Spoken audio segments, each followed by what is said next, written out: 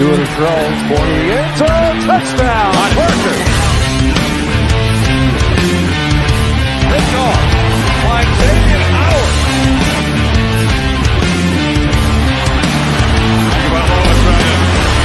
Pick up for it. Fires to the end zone. Touchdown.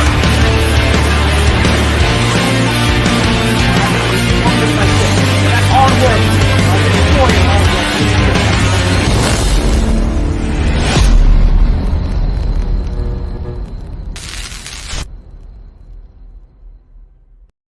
What is good, Finn Nation?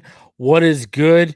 It's your boy Reason, and we are back here for another one. Sorry about the delay. I just had to get one of my images edited real quick. But I hope everyone is having a good night. Let's start it off with, 'twas the night before the draft when all through the house, the real Reason's voice echoed as draft rumors ran about. Big boards have been set by evaluations done with care, in hopes that Kyle Pitts or Penne Sewell would be drafted at 6th pick right there. While Finn fans were snuggled tightly in bed as visions of their team winning the Super Bowl danced about through their head. It is the eve of the 2021 NFL draft, baby. I cannot believe it. We are here, and the rumors are running rampant right now. There's just a lot to talk about before we get into my mock draft. After we get into the mock draft, after it's all done, I'm going to open it up to all of you guys to come on and give your thoughts about what's going on. But guys, it is a big 24 hours that are upon us, because, in 24 hours right now, we will already be an hour and 40 minutes into night one of the NFL draft. And I just want to let everyone know, so far, tomorrow night I will be live at 7:30 p.m. Eastern, a half hour before the draft kicks off. It'll be myself. I'll be joined by one of the best in the business, Ryan Roberts. I'll also be joined by Kevin Dern of Dolphins Talk, Jeremy Klump of Fin Fanatic, Mr. Ballgame, and of course the legendary Richmond Webb. The Finish Line team will be live and in effect. And then on Friday night, guys, it's going to be a classic. I'm going to be joined by Dante Collinelli. I'm going to be joined by Martin Ukbai, as you guys know. Mod here, also former Florida A&M quarterback. And I'm also going to be joined by the legendary, the one and only Sorty will be here as well. I cannot wait. We tried to con Houts into coming on, but Houts has got stuff going on with his family, so he'll be at his in-laws high as shit watching the draft. But we were hoping Houts would come on, but, he might pop in, he might not. Obviously, EM has potential to pop in on both nights. I know if we draft Devonte Smith, he told me today, you better get that link ready for me because I'll be popping in to go off tomorrow night. And then obviously on day 3, I will be live bright and early when it starts. And for day 3, guys, I will be live and I will be joined by Damian, Rhino, a bunch of mods as they're up around. That'll be the mod day, and then I'll probably be opening it up to some of you guys to come on as well. So the next 3 days are going to be hot and heavy without any sexuality. Well, there might be some sexual jokes, but without any sexuality involved, it will be hot and heavy on Phinside the NFL, the best and only place on YouTube for Dolphins draft coverage, right? So, guys, it's going to be awesome, man. Can't wait. All right. So there is some news to go off of here. Yeah, definite pause, huh? Definite pause. There is some news to go over here. And let's hop right into it before we get into this mock draft, because I assume the mock draft is going to take a little bit of time. After all, it's 64 picks I got to go through here and explain to you why I did what. So let's start off with some of the news, man. Let's start off with what ESPN is saying right now in regards to us. And this is according to Jeremy Fowler and Dan Graziano of ESPN. This is the little excerpt they had in their article today. It says, assuming the Falcons take Florida tight end Kyle Pitts with the 4th overall pick, as most people now seem to believe they will, Cincinnati at 5 is choosing between Chase and Sewell. If the Bengals don't take Chase, Miami surely will take him at 6. If the Bengals do take Chase, Miami likely takes one of the Alabama receivers. And the best guess from sources close to that situation is that the Dolphins go with Heisman Trophy winner Devonte Smith. And then it says here, it is worth noting, however, that Tuesday's trade of offensive lineman Eric Flowers from Miami to Washington got a lot of people wondering whether Miami was planning to pass on the playmaker and take Sewell at number 6. We're hearing Miami wants to move Robert Hunt, a second-round pick last year, to guard full-time. The Dolphins are looking to free agency for a stopgap, paging Mitchell Schwartz at right tackle, but could draft one if the right player falls to them in the draft too. So something to keep your eye on. You know, yesterday it was all about Waddle. Now today we're hearing Devonte Smith. No one really has a grip on what's going down. So, hey, we'll see what goes on. But then some interesting stuff. Now, y'all know I've been saying since it came out that Denver is looking to trade back. What I've been saying, target that number 9 pick. And I've been, theorizing that, after Patton said he's been taking calls just to move back, and it came out that Greer and him did talk on the day of Greer's press conference, I've been saying I think they were talking about that number 9 pick. Well, I got a couple tidbits to back that up right now, because the homie Benjamin Albright, he said there's a scenario where Miami secures a trade up to 9, takes Sewell at 6, and then Waddle at 9. I don't think they ultimately do, but it's been discussed. I mean, let's go right here. That's huge news. If we can come away with Sewell at 6 and Waddle at 9, or like I've been saying, if Carolina is going to trade back with the Patriots, which I actually don't have them doing in my mock draft, and I'll explain why when I get into it. I'm just saying Pitts is going to be on that board because Detroit ain't taking him. And there is rumors right now that Detroit, guys, is doing a lot of work, a lot of leg work on Penne Sewell, and that if he's there at 7, he is likely a candidate to be picked by the Detroit Lions. Now that could be them putting out smoke to get a team like Detroit to move up. But I mean, you know what I mean? It's getting interesting right now. And then, it's from PFN, so take it with what for what it's worth. Matt Canada from PFN put out this 18-9, and then right under it he says the groundwork is there. Let's wait and see. So, guys, it is on the table right now for the Miami Dolphins to move up from 18 and go get the number 9 pick. You could come out of here with Sewell and Waddle, or Sewell and Pitts, or if Smith's the apple of the eye, Sewell and Devonte Smith. But I do think you have to take Sewell first, because you mess around with the Chargers potentially moving up to 7, and you also mess around with Detroit just flat out taking them at 7.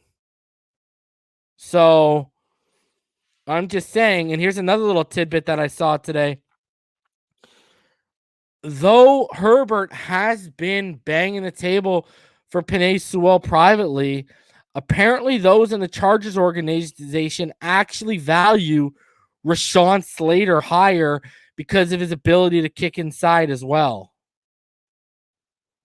So there's that at play as well right now. Man, smoke is in the air like we're at a Wiz Khalifa party.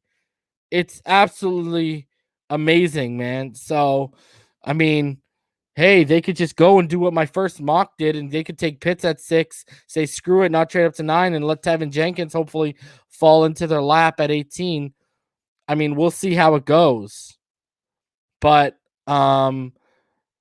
there's even talk about if Denver does not move out, and Benjamin Albright talked about this, that they might stay pat and take Rashawn Slater. Apparently, Denver's one of those teams that are. Remember, they said some teams are higher on Slater. Well, apparently, the Chargers organization is, and Denver's another one of those teams too. It's because the ability to kick inside. I'm telling y'all, some teams do value him as an interior player, not fully as a tackle like some people have graded this guy. So there's a lot going on right now. There's a lot to kind of siphon through when we're talking about rumors, when we're talking about, just news, flat out news going on right now. So you guys are going to see my mock draft. I have us being so aggressive in the first. It's ridiculous. It'll make your head spin. But I think that's what we need to do. So we'll see how it goes, man. I still believe I'm digging in. Timothy, I haven't received anything yet, brother. I'm still digging in. The Chase is going at 5. I'm digging in that it's Lance or Mac Jones at 3. I think it's going to be Trey Lance. And I'm still digging in that it's Fields at 4, that they don't take Pitts. It makes more sense.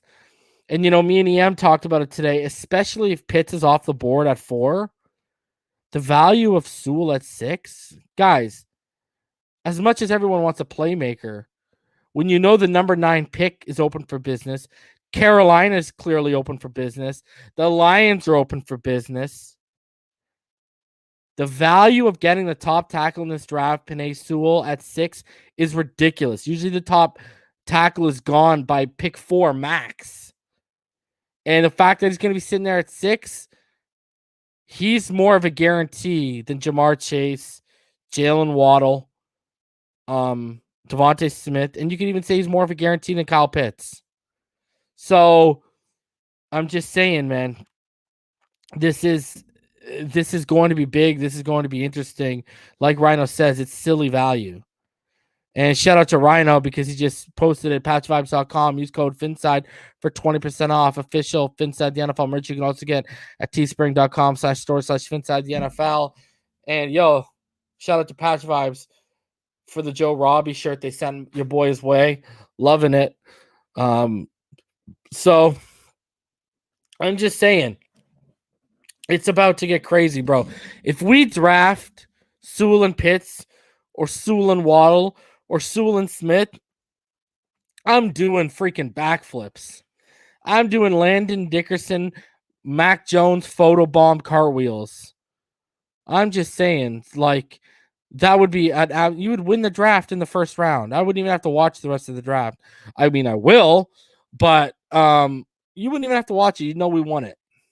So we'll see how it rolls out. Tomorrow is going to be a big, big night. I cannot wait. Again, we're going to be here at 7:30 p.m. live with Ryan Roberts, Kevin Dern, Mr. Ballgame, the legend Richmond Webb, and of course from Fin Fanatic Jeremy Klump. It's going to be ridiculous tomorrow, so make sure you tune in, man. Watch the draft on one screen, listen to us in the other, because you don't want in the earphone and the headphones, because we're a lot better to listen to than Mel Kiper. Okay, so yeah, let's go ahead. You know what I mean? Let's get in to this mock draft because I'm excited. And I think I think it's time, because I want to open up the show to you guys and I want to get some of you guys on. So let's open up this mock draft right now. Almost 300 of you in the room. So let's hop right into it. All right. So remember, this is 64 picks. There are trades involved. Every pick was handmade by me. I did not use a mock draft simulator. And I just went off teams' needs that I know of. And let's get right into it, baby.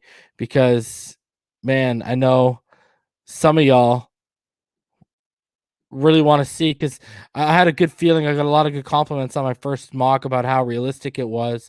Hopefully I get the same feedback for this one. That's for sure. At least I know the first 4 picks are realistic. So people are probably gonna say, oh, we're not gonna be that aggressive, but you know what? Screw that. I'm playing that aggressive game because that's what I want. So it's no time to sit on your hands and let the board decide what comes your way, right? All right. So let's get into my mock draft 2.0 with trades.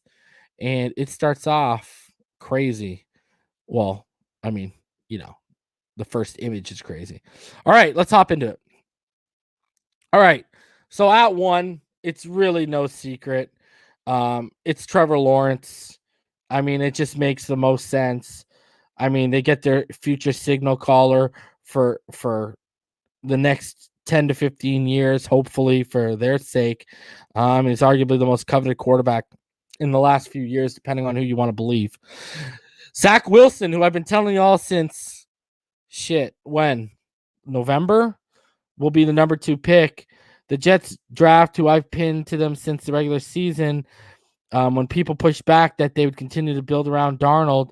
Well, Sam's gone and Zach Wilson, his era begins. Number 3, Trey Lance. The 49ers throw everyone on the Mac Jones hype train off and select a quarterback that makes a lot more sense. Lance has all the tools to be special in the NFL and can take a year of development behind Jimmy G. Number 4, the Falcons may not be in a position to select a QB this high until Matt Ryan leaves, and I think he's gone in 2 seasons. So therefore, they go ahead and take Justin Fields, who is not only from Georgia, but like Lance behind Jimmy G and Jordan Love behind Aaron Rodgers, Fields lands in a spot where he can be properly groomed behind a former MVP until he's needed. Number 5, Jamar Chase.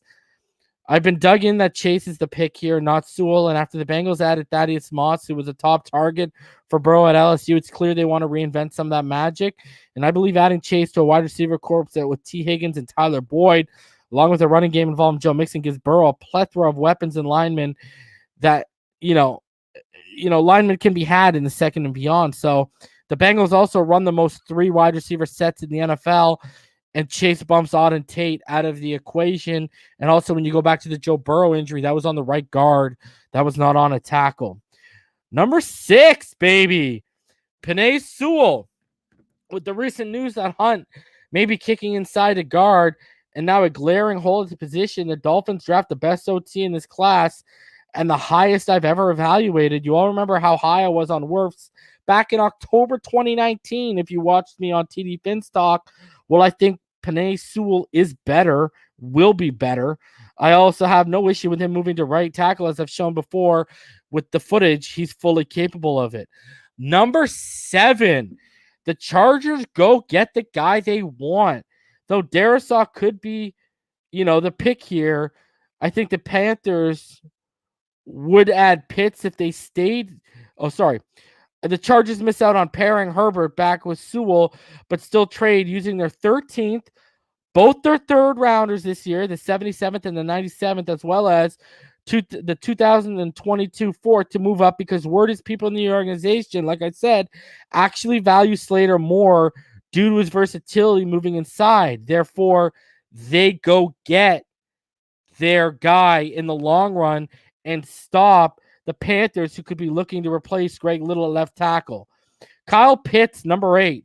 With Sewell and Slater off the board, Darisaw could be the pick here, but I just think the Panthers would add Pitts, considering the weapons they lost in free agency like Curtis Samuel. This surrounds Darnold with clearly the most offensive talent he's ever had and gives him a chance to succeed in Carolina. Number 9, the Miami Dolphins draft Jalen Waddle, and it's the first of 2 moves that you're going to see by the Dolphins in the first round. The Dolphins identify their target, which has been rumored, and he's also my wide receiver 1. Jalen Waddle slipping, makes them move up with Denver, who has been looking to trade back. And they just acquired Teddy Bridgewater today.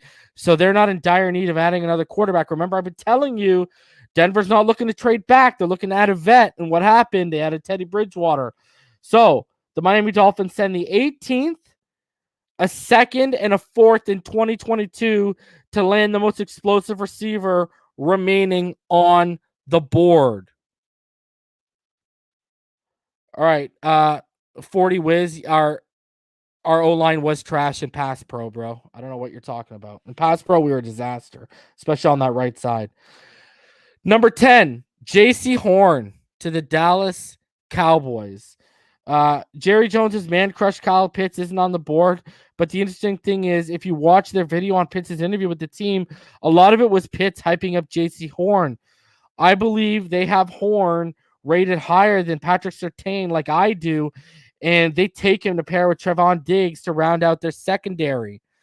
Number 11, Micah Parsons. For a guy I've comped as Lawrence Taylor Light, how fitting is it that he ends up with the Giants, who could use a major upgrade in their linebacking core, which could use an upgrade from both Ryan Anderson and Ifeadi Odenigbo. So, number 12, the slide stops for Devonte Smith. Devonte Smith, the Eagles traded back and fans were up in arms that they were going to miss out on one of the top wide receivers in the draft, but somehow, some way, they end up with Heisman Award winner Devonte Smith, whose weight concerns were too big, pun intended, for teams in the top 10 to overlook. Number 13, Rashad Bateman to the Detroit Lions. Word came out that the Lions tried to trade up with Atlanta to take Jamar Chase today. That came out. But the price was too steep. Instead, I have them acquire a bunch of picks to move back up with the Chargers, and they land a diverse, solid receiver. And one of my man crushes of this draft, Rashad Bateman at 13. For those of you saying that the Dolphins would need to give up more to move up to 9, do yourselves a favor and go look up at the draft value chart. A 2nd and a 4th would actually be a little bit more, would actually be higher value than what the 9th is worth packaged with the 18th. It's literally all you got to do is a little bit of research instead of look like an idiot in the comments section. Number 14, Elijah Vera Tucker to the Minnesota Vikings. The Vikings could go pay Ojulari here, but instead upgrade the left guard position with Vera Tucker to help keep Cousins on his feet and add a guy who can even kick outside if they ask him to. Number 15, Patrick Surtain the second. A shocker here, but let me explain. What if the rumored trade with Carolina is a leak for the Panthers to try and gauge trade interest from teams calling Denver to move up to 9? I don't think the Patriots want Mac Jones after his awful second pro day, and with Fields and Lance gone in this draft, they weren't inclined to move up. So what did they do? They take Patrick Surtain, because the saying in New England is you can never have enough cornerbacks. And with J.C. Jackson only signing a 1-year tender, this could be his replacement for the next 5 years. Number 16, Greg Newsom. The Cardinals have a dire need at corner, and I have them addressing a running back later on. So here they take one of my man crushes and my 3rd-rated corner, Greg Newsom, at 16 as a replacement for the loss of Patrick Peterson. Number 17. The Raiders addressed the right side of that line that is in shambles since their offseason releases by drafting one of my favorite tackles in the draft and an absolute stud with Tevin Jenkins, even though we all know the Raiders will probably overdraft someone like Gregory Rousseau here. Let's be honest with ourselves. Okay? Number 18. Ooh, my bad. Let me bring up that next. Let me bring up that next little image for y'all here. Number 18. The Denver Broncos, with what they got from us, they take Kwity Paye. Denver still hasn't re-signed Von Miller and can definitely use the help on edge, but instead here they go for a guy who would fit more as a defensive end and who would be a clear upgrade over Draymond Jones and, with Kwity Paye. And this gives Vic Fangio one of the best players at the end position to have as a shiny new toy to deploy in his defense. Number 19, Mac Jones. Mac falls because I just don't buy that teams value him as a top 10 pick. I don't even have a first-round grade on the guy. And it stops at 19 for Washington to sit him behind Fitzpatrick to grow and develop for a season before he takes over, because that offense does not rely on the quarterback being athletic. Number 20, Christian Darrisaw, Chicago Bears.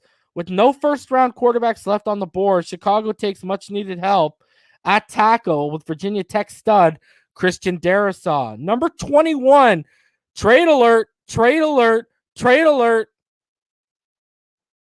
The uber-aggressive first round for the Dolphins continues as they jump the Jets, the Steelers, the Jags, and the Bills. And you got to remember, the Jets and the Jags picked twice before the Dolphins do at 36 to snag Najee Harris, who would not make it past 24. In doing so, they trade the 36th, the 81st, and one of their thirds in 2022 to lock in the future running back for this team. Again, if you want to sit there and argue my value here, again, go look at the draft value chart. Okay? I didn't just pick numbers out of the air. So I don't want to hear people who don't know the value of picks out here saying, oh, they wouldn't do this, they wouldn't do that. Shut your mouth. You don't know what you're talking about. Number 22, Trevon Morig. The Titans take a playmaker in Morig to upgrade the safety position over Amani Hooker. They could have gone Farley here, but due to his health concerns, he falls, while the Titans get the best safety in the draft to pair with Kevin Byard. Number 23, Jeremiah Owusu-Koramoah goes to the New York Jets. The Jets could go running back here, but that's not really Joe Douglas's MO in the first round. That would be most likely in the second if one of the top three guys was there. Instead, they take JOK and add some much-needed help to their linebacking core that definitely needs it. Number 24,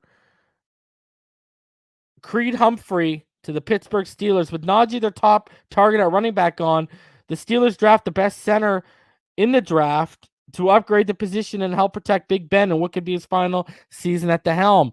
Number 25, Travis Etienne. The Jaguars realize they may lose Etienne to Buffalo, so they snag him without waiting, pairing him with Trevor Lawrence and helping their rookie QB be even more comfortable with his new team, as this is one of the hottest rumors out there. Number 26, Jamin Davis to the Cleveland Browns.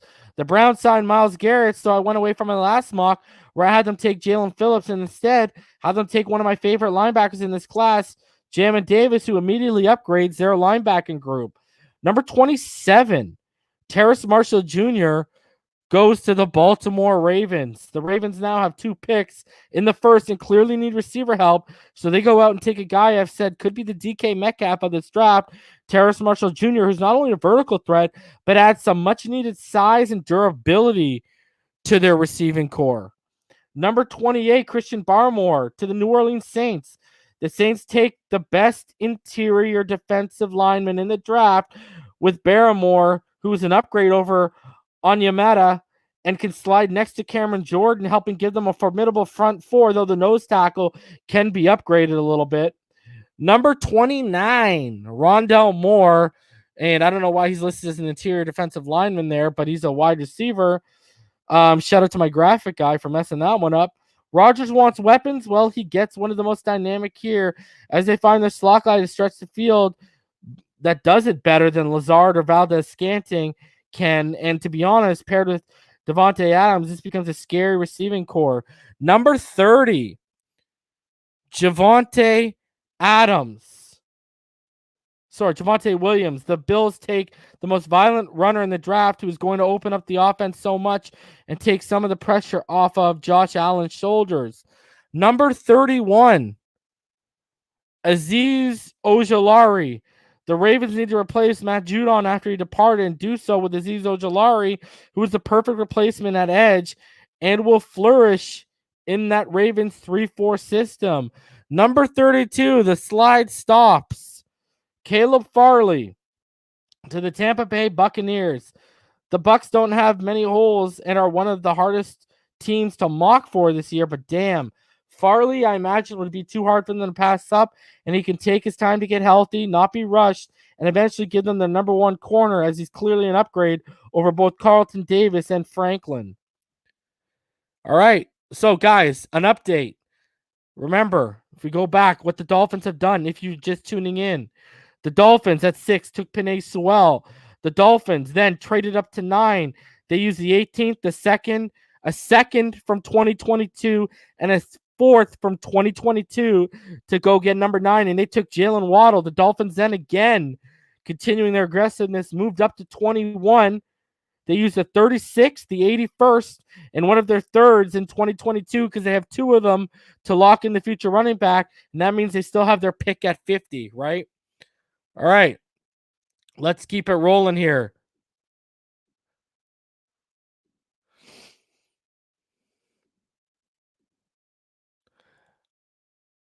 At number 33, Pat Freiermuth to the Jacksonville Jaguars. Tyler Eifert is on the downswing of his career. I don't think there's any doubt about that right now. And he's not the guy he was before all those injuries that stacked up.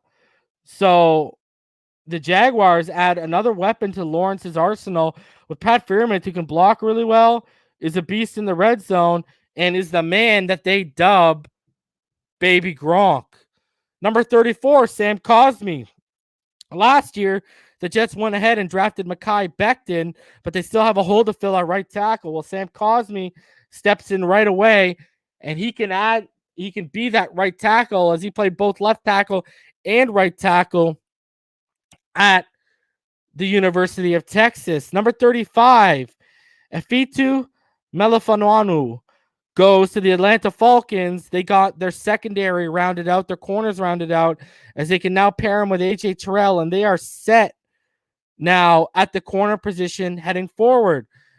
Number 36, Joseph Asai. Joseph Asai, he goes, and he's one of my favorite players in this draft. He's the perfect edge for them to add in Indianapolis, where they do need help because of a lack of depth there. And they go ahead and they add the man who, Tevin Jenkins, was the only one that could slow him down. At number 37, Zavin Collins goes to a weak linebacking core in Philadelphia, and he now gives them probably the future captain of that defense and the leader. Unless he wants to move up and play edge, then, hey, that's on them. That's not on me. All right, so number 38, Wyatt Davis. I have the Bengals circling back around, and now they're taking their offensive lineman. Guys, you go back and you watch the film, all right? You go back and you watch the film. Burrow's injury was on the right guard. It was not on a tackle, right? It was not on a tackle. It was on guard. They signed Riley Reef to play right tackle. They still have Jonah Williams.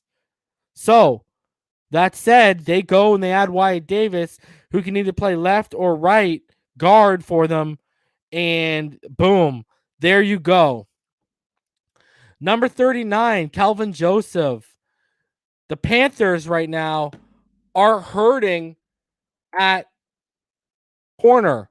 So they get the Kentucky standout, Calvin Joseph, who's going to add some much needed help to that cornerback core, which right now, guys, they don't boast anything really to write home about in that secondary altogether, other than, Jeremy Chin, who they drafted last year. I mean, is any of us going to say Dante Jackson or Troy Pride Jr. are better than Calvin Joseph? I don't think so. Number 40. Now, they've already addressed the end position. They come back around, and now they go get their edge, the guy that can replace Von Miller, and that's Jalen Phillips, an athletic freak who has slipped in my mock because of the red flags that he has, and he goes at number 40. David Jamin Davis is already off the board, brother. So is Creed Humphrey, dude. At number 41, you have the Lions getting Richie Grant so they can round off that secondary room and they can pair him with Tracy Walker. And now you add in Jeff Okudah there. They're one corner away from having the secondary that they dreamed of. Right? Keep it rolling. Number 42, Jason Owe, edge.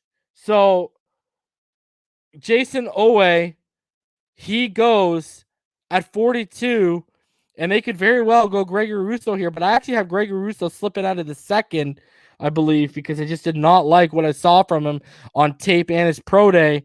So Jason Owe, he goes at 42 because, yes, the productivity dipped this last year, but he's an athletic freak and has all the tools to be something special, and Gregory Rousseau doesn't have those tools.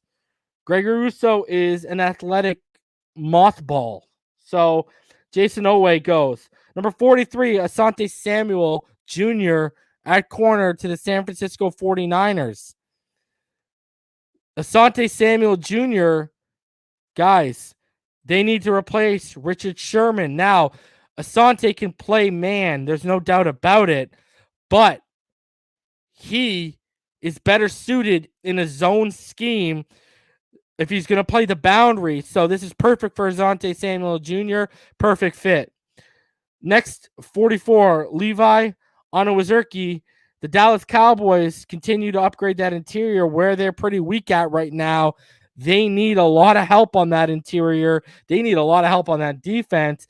And they go get one of those guys who I think is going to be one of the more productive defensive tackles in this draft class when it's all said and done. At 45, the Jaguars come around and they take a true nose. They go ahead and they take Alim McNeill, who's a 3-down nose. This guy can pass rush. He can defend the run. He is a solid player and someone I've been talking to you guys about for quite some time. He comes out. If you watched him play during his time at NC State, Alim McNeill is a special breed, man. So we got Alim McNeill going at 45. At number 46, the Patriots, they go ahead and they replace Joe Thuney with Trey Smith. Trey Smith is an absolute stud of a lineman from Tennessee. He slides in there. He replaces Joe Thuney. And right away, that offensive line is now looking a lot better than it did yesterday. Number 47, Eric Stokes. It's clear the Chargers need some help in that secondary, and they go ahead and they go ahead with a guy who at Brandon Marshall's pro day blew everyone away with that 4.2 speed, but then it came out that he's actually, when he went to his own pro day, he was low 4.3, but Eric Stokes out of Georgia goes to the Chargers. At number 48, Baron Browning comes, and Baron Browning is a guy that, he's one of those guys. He could either be high risk or high reward.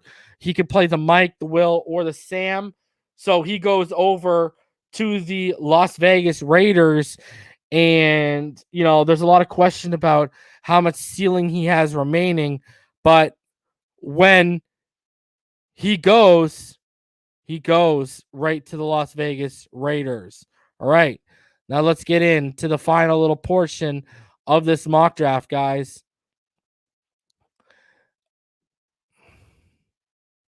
At number 49, Kenneth Gainwell comes off the board as they go and they get their running back, and they go and they get arguably the best pass catching running back in this draft, who fits what they want to do very well in Arizona. As Kenneth Gainwell, as you all know, is one of my man crushes. He comes off the board and he goes to the Arizona Cardinals.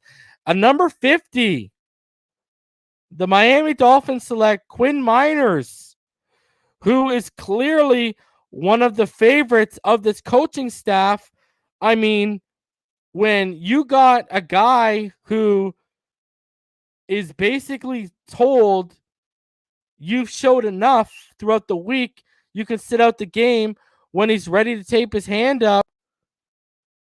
That's the move you make, and he can play guard or center. Now, he is not a reach because he's not going to get past 70. Not only in this mock draft, but in real life, we don't pick till 81. So if you're going to take him, you have to take him now. You cannot sit around to 81. The reason why I don't have Landon Dickerson going here is, guys, Landon Dickerson has torn the same ACL twice. Landon Dickerson missed a season with ankle injuries. Like, Landon Dickerson, the whole reason he's a red shirt player was because of his injuries. He has not played a full season. I think that's way too much risk, and the risk mitigates the reward for the Miami Dolphins, and they get a player they like. And this isn't a reach. You got to remember what Benjamin Albright said when he was up here. The whole process and thought process in the Miami Dolphins front office is, if we like the player, it's not a reach. So we go and get Quinn Miners because, let's be honest, Landon Dickerson, if you've been injured all 4 years and serious lower body injuries at the weight he has, and you've torn the same ACL twice, that's an issue. That is a big-time issue.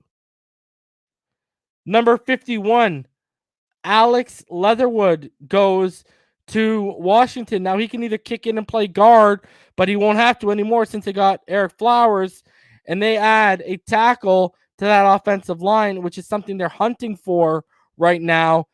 That's why one of the tackles in the first could be a definite pick. So we're going to go with Alex Leatherwood there at 51. And number 52, Chicago comes around and they take their quarterback, Davis Mills from Stanford, a kid who you've heard me talk about for the last month and a half, 2 months on this channel. All right. Davis Mills is a guy who does a lot of things really well, but he has no elite traits. But he's a guy that can sit behind the red rifle for a year, develop, and then he can come in and he can take over. At number 53, I have Kadarius Toney going to the Tennessee Titans. Now, he's strictly a slot option, but the problem is, they lost Corey Davis, but Kadarius Toney is probably the best option on the board right now, so they go ahead and they take him. At number 54, Dylan Radunz. Again, they need help on that offense a little bit. They could use a little bit of an upgrade at tackle in Indianapolis and add to that already really great offensive line. So they go ahead here and they take the North Dakota State standout, Dylan Radunz, at tackle. At number 55, the Steelers circle back around and they now get their running back. They take Michael Carter out of North Carolina. And now with Creed Humphrey and Michael Carter, they've bolstered their offensive line and they've added to the running game, which are both two options that will help Big Ben in his last year.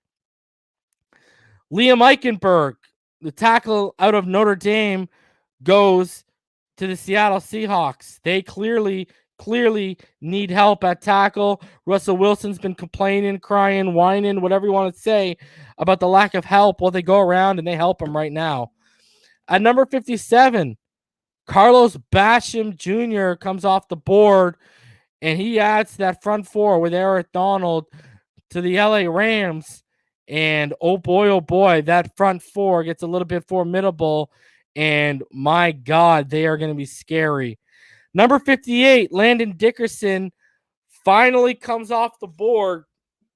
And Landon Dickerson, the Kansas City Chiefs are the team that run the risk on him because everything else around Landon is phenomenal. So even if he gets hurt, they can just make it happen by either signing a free agent or sliding in their second guy. So Landon Dickerson goes to KC.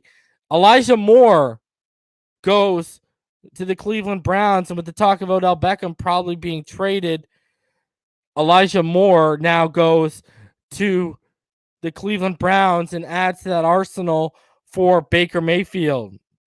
At number 60, I did something that I've been hearing a lot whispers about. the Saints take a guy who apparently they're quietly very, very high on, and that's Kyle Trask as the heir to Drew Brees' throne. Now, whether he beats out Jameis Winston or Taysom Hill, which I hope he would be, that is on him. That is not on us. So, the Saints, they go quarterback, they take Kyle Trask, and they let it go. At number 61, this is where I have Gregory Rousseau going. Gregory Rousseau goes to the Buffalo Bills at edge, and Gregory Rousseau now, he can go bust out in Buffalo, and I love it. You love it. Everyone loves it. And Gregory Rousseau, they roll the dice on him because they could use a little help. They haven't really got that edge position locked down since Shaq Lawson left. So they go and they add a guy like Gregory Rousseau. Good luck to them. Number 62, Jalen Mayfield. Jalen Mayfield is a guy from Michigan who can play tackle or he can kick inside right now. And that is a big selection for the Green Bay Packers as they add some much needed help to that offensive line. That offensive line. I would actually, now that I think about it, I would actually probably take Gregory Rousseau off and put Jalen Phillips going there. But I have Jalen Phillips fall into the third because of medical issues. I think teams are going to be really seriously scared. I haven't heard first round chatter about him other than mocks, and I think he's going to drop because what worries me about Jalen Phillips is I know we got checked out at Indy, and we haven't heard anything happen. That's the problem. We would hear, he's cleared. Teams aren't worried about the concussion. I have not heard one report or from anyone that I talk about. And I think I already had Jalen Phillips going, didn't I? Let me go back and check. Yeah, I had Jalen Phillips going 40, guys, to Denver. But just going on here, I think he could fall into the third. And that's just because I haven't heard anything in regards to him being cleared in Indy. But yeah, Jalen Phillips did go 40 to Denver, if you guys have been following along. So, but the problem is, man, 40 might be too high for him. Even though I think he's a top 10, top 15 talent, I'm not hearing anything in regards to what his medical check in Indy was. So we'll see how it goes. So, yeah. So anyways, Jalen Mayfield goes at 62. At number 63, Jabril Cox, linebacker LSU, one of the better coverage linebackers in this draft. He goes at 63 to Kansas City, and he upgrades that linebacking core right away. Man, y'all had me tripping about Jalen Phillips. So he goes at 63. And then if you remember my last mock, I had interior help coming to the Buccaneers with Levi Onwuzurike at 32, but instead, because Onwuzurike is now off the board, Jay Tufele from USC now goes to the Tampa Bay Buccaneers, and he gives them interior help. Rome, you really are, Rome, I don't think they're taking Phillips over a running back, bro, because of the medical injury. Now, if he didn't have medical concern, I would agree with you 110%. All right, so let's go back. I'm going to review every single Miami Dolphins pick for those that might have just shown up. All right. In the first round, I had the Miami Dolphins taking Penne Sewell at 6. Then I have them trading up to 9, trading the 18th, a 2022 second, and a 2022 fourth to go nab Jalen Waddle.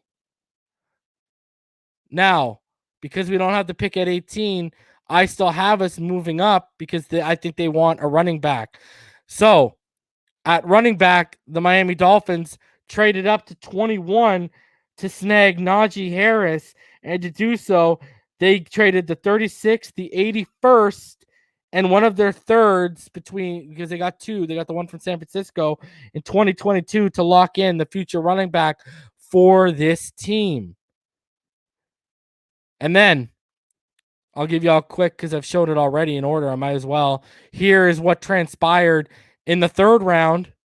This is how the third round went for you guys. And there you see Jalen Phillips right there going 40. And then continuing in the second round at number 50, I had the Miami Dolphins because there's a lot of talk about him going at 70 latest. I have them taking a guy they clearly like, which is Quinn Miners, who can play center or guard, and passing on Landon Dickerson because of Leonard Dickerson's major red flag issues. I mean, guys, we talk about Jalen Phillips falling because of his red flags. I think Landon Dickerson, if he didn't have the injuries, would be, clearly one of the best or the best centers in this draft. The problem is he's torn his ACL twice, and he has 2 season-ending ankle injuries. He's had 4 seasons end and was redshirted because of lower body injuries. Guys, when you are that size, lower body injuries are a big yikes. Okay?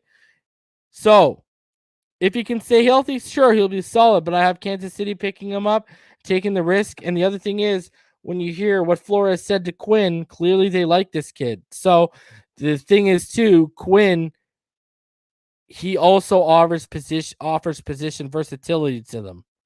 So, in a rarity, we go 4 offensive players off the board, and I would assume from here on out they go defense. That would be my guess. But I didn't get there.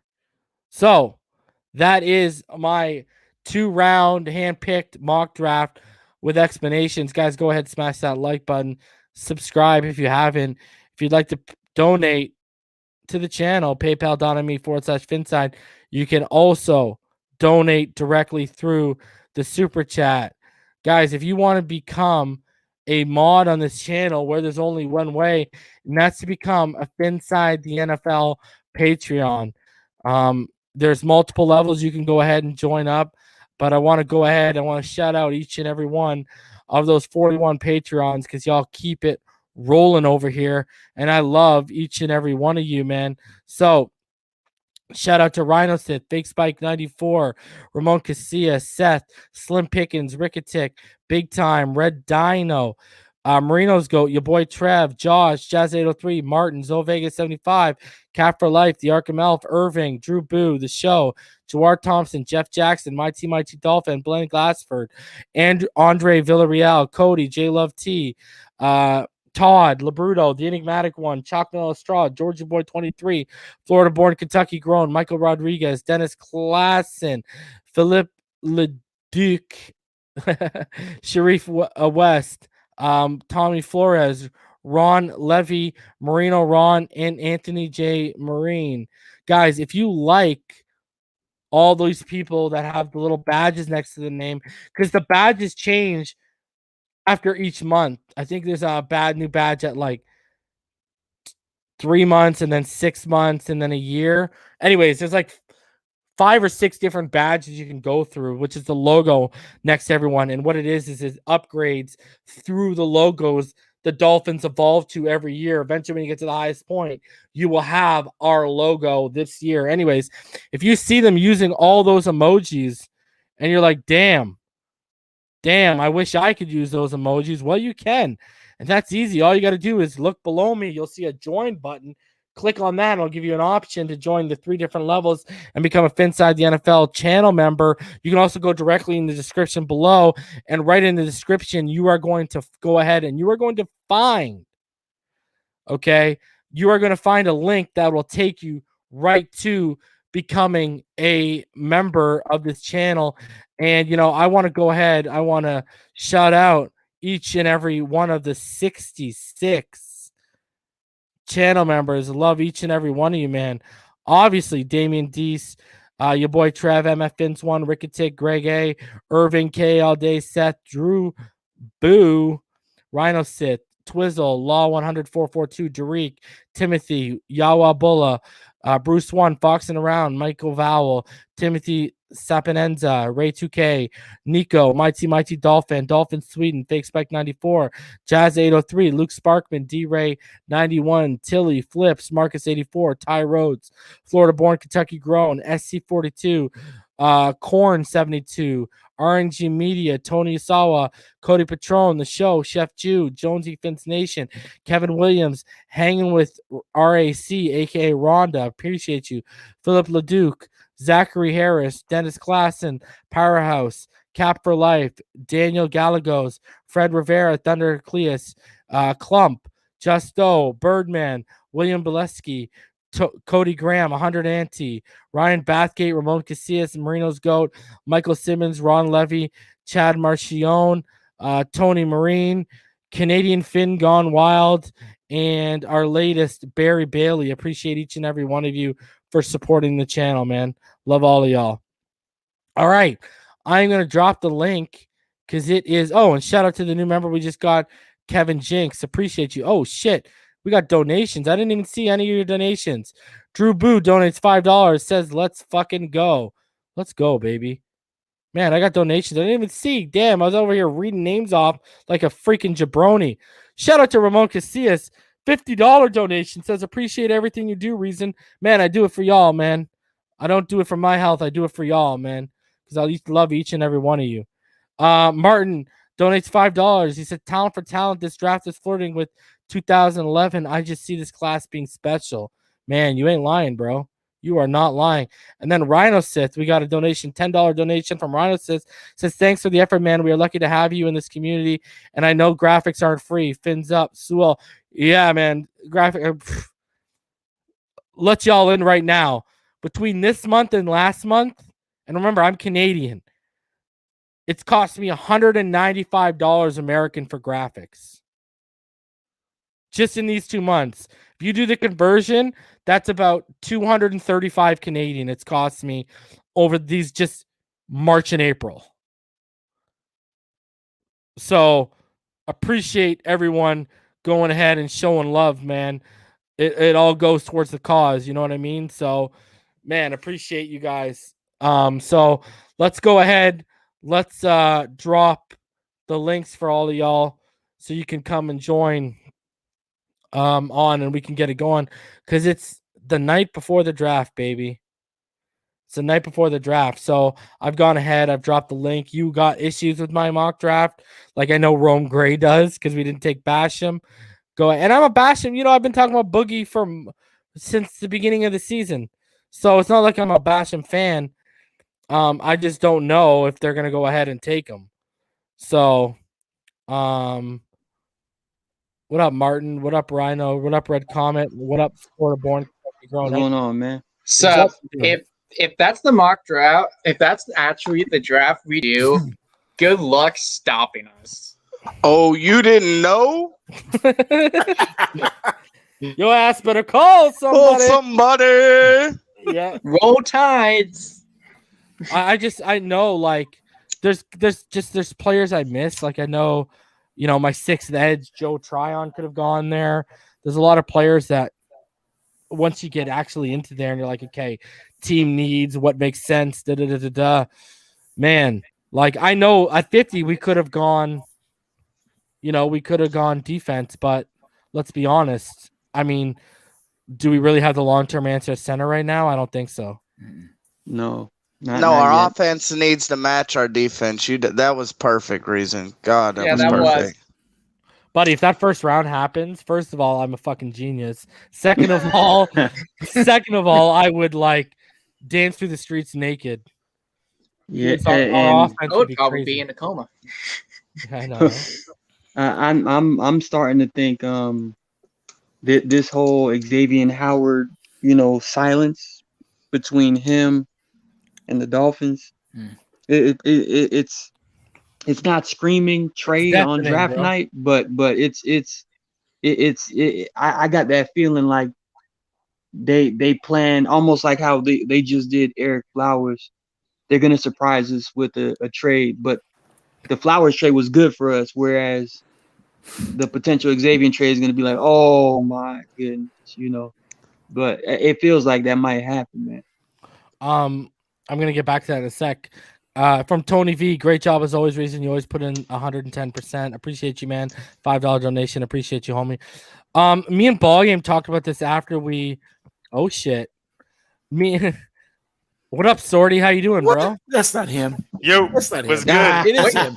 Hey! He said he was going to stay off of Twitter, so now he comes on your show because he can't be on Twitter. Bro, Yo, you didn't see my did you see him tweet after You didn't see my follow-up tweet? Check out the follow-up. I got to check it out. Reason, great mock, bro. Appreciate it, bro. I know it's not realistic, but I wanted to have a little bit of fun. It can be very real. It just has to happen. Yeah, it can be very, very real. And I didn't want to do a clump where we trade every freaking where we have like 83 trades and end up taking 99 players. Good point. Jeff. So, Storty, I gotta ask you though, bro. Martin brings up a point about X. Like me and Ballgame after we did the finish line yesterday, we sat there and we talked about him before I came there, and I dropped my big board. Listen, we know he wants more money. We haven't even heard that they've sat down with him yet and been talking money. I mean, bro, do you think something's afoot right now? Something's definitely sketchy, man. Like there's definitely sketchy shit afoot because I think we talked about it a while ago, man. Like you don't ask for more money and then just never bring it up again and be like, oh, okay, you know what? I guess I can't have any more. It's all good. Like that never happens. Normally there's a holdout. Normally they ask to be traded. We haven't heard anything, man. No rumors. And it's kind of weird because, like Dolphins beat writers and everything, they're obviously like, I mean, in that role, you're going to be desperate for a story regardless. But nobody's like checking in and asking about X and just like trying to do a little bit of additional research. So it's a little weird, but I don't know, man. If we move him, like, is a team going to give up a first for him? He has a pretty fat contract, and we know that he has those knee concerns. So I'd rather keep him at this rate, to be honest. Because the thing, our defense is just much better with him there. It's tough. It's tough. Mm-hmm. Plus the agent he hired, bro. That's the biggest thing for me. Yeah, he normally follows through. He normally follows through, man. So Reason, I just got in here. Hi guys. But are we talking about the recent updates as far as Patriots talking to the 49ers now about Jimmy G's contract and the fact that Atlanta talked to Trey Lance and that's the quarterback they want if they are picking a quarterback, and the fact that their general manager just came out and told the NFL Network that they know what they're going to do with that pick. It's a matter of the 49ers finalizing their pick first. So basically the wheels are in motion for the first 4 picks to be quarterbacks and the 3 and 4 to be Mac Jones, Trey Lance, which means that Pitts and Sewell will probably be there if Chase goes 5, right? Well, I told you yesterday, a little birdie told me that it's Lance for San Francisco. It's not Mac Jones. No, what I'm trying to say right now is that if the rumors are true that Patriots are talking to them about Jimmy G, if Jimmy G is not there anymore, you put Trey Lance, a guy who hasn't played in how long, and he only has like less than 300 pass attempts. It could happen, obviously. It could happen. But we'll see, right? Mac Jones doesn't have a ton either, right? Yeah. No, he doesn't. A year. I'm saying he hasn't played in like a year, and it will be like 2 years by the time the season starts. So, well, didn't North Dakota had 1 or 2 games this year, right? I think he played in the opener. I think that was it, and then he opted to sit out the rest of the season.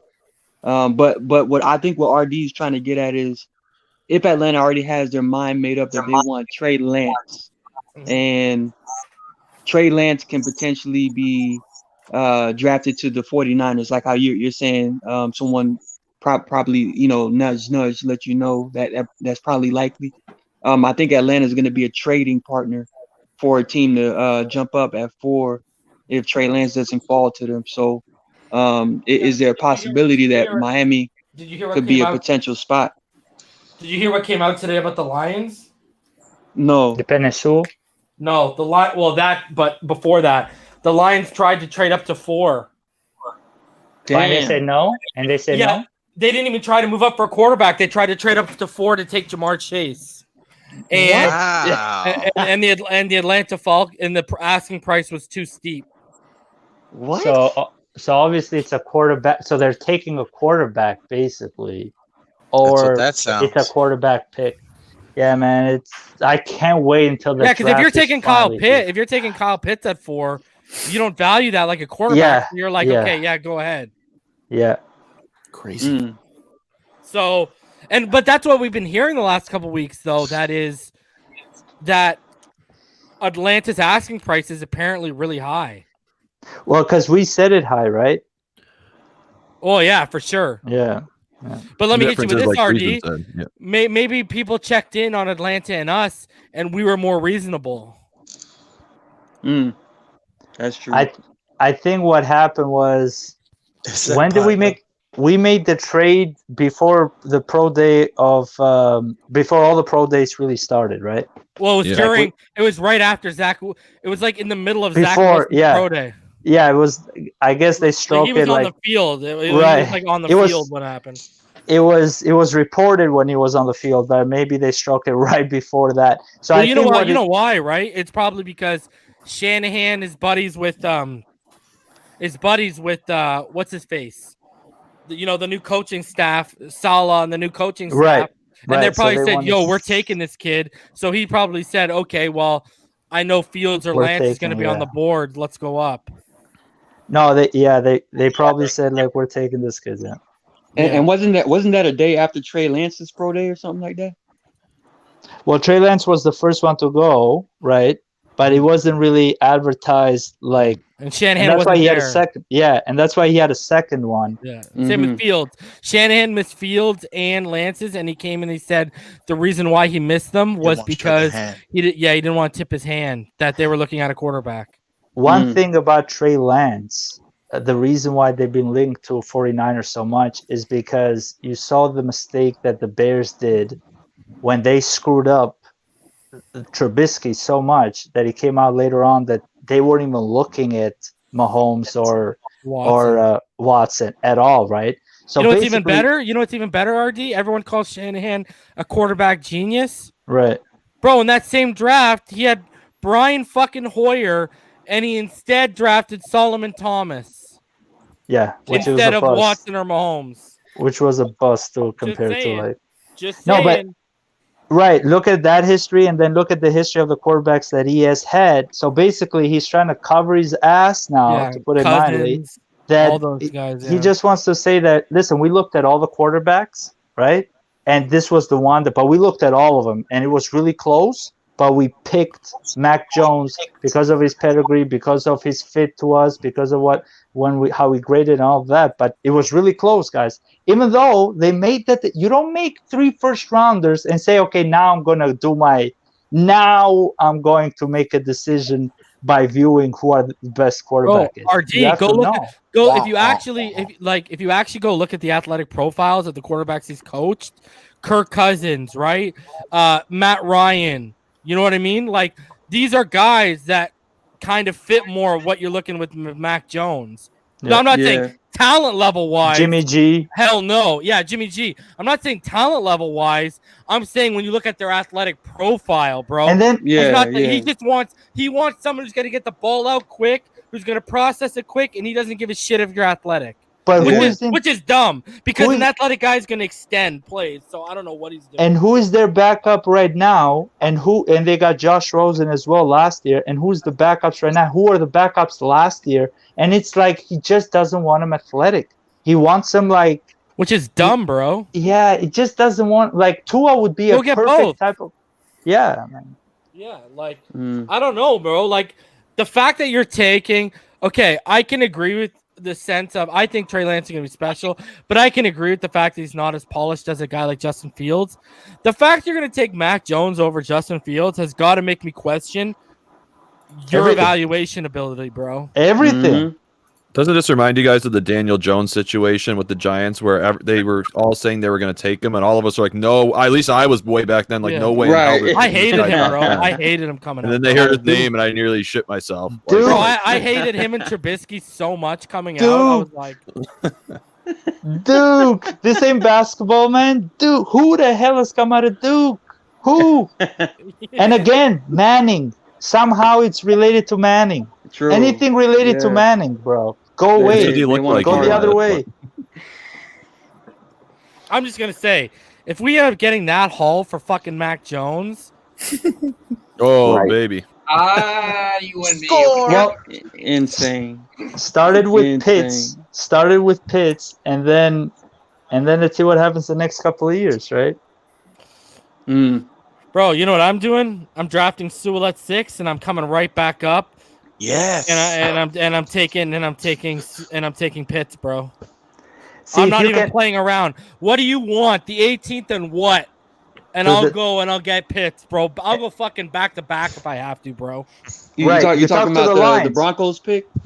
No, No, Lions. I'll go to the Lions, bro. Yeah. Because the I'll Lions say, just what do want you want? picks. Yeah, the Lions- Lions. They're in the position we were in, right? They value want to the- build. They want to build. And what I heard from NFL Network and all over the social media right now, a lot of the GMs are talking about next year's draft picks are somehow valued more because of the evaluation process, right? They don't trust it this year because they were shortchanged for how much time they had with they were doing a lot of Zoom calls. They weren't able to really gather the information they wanted.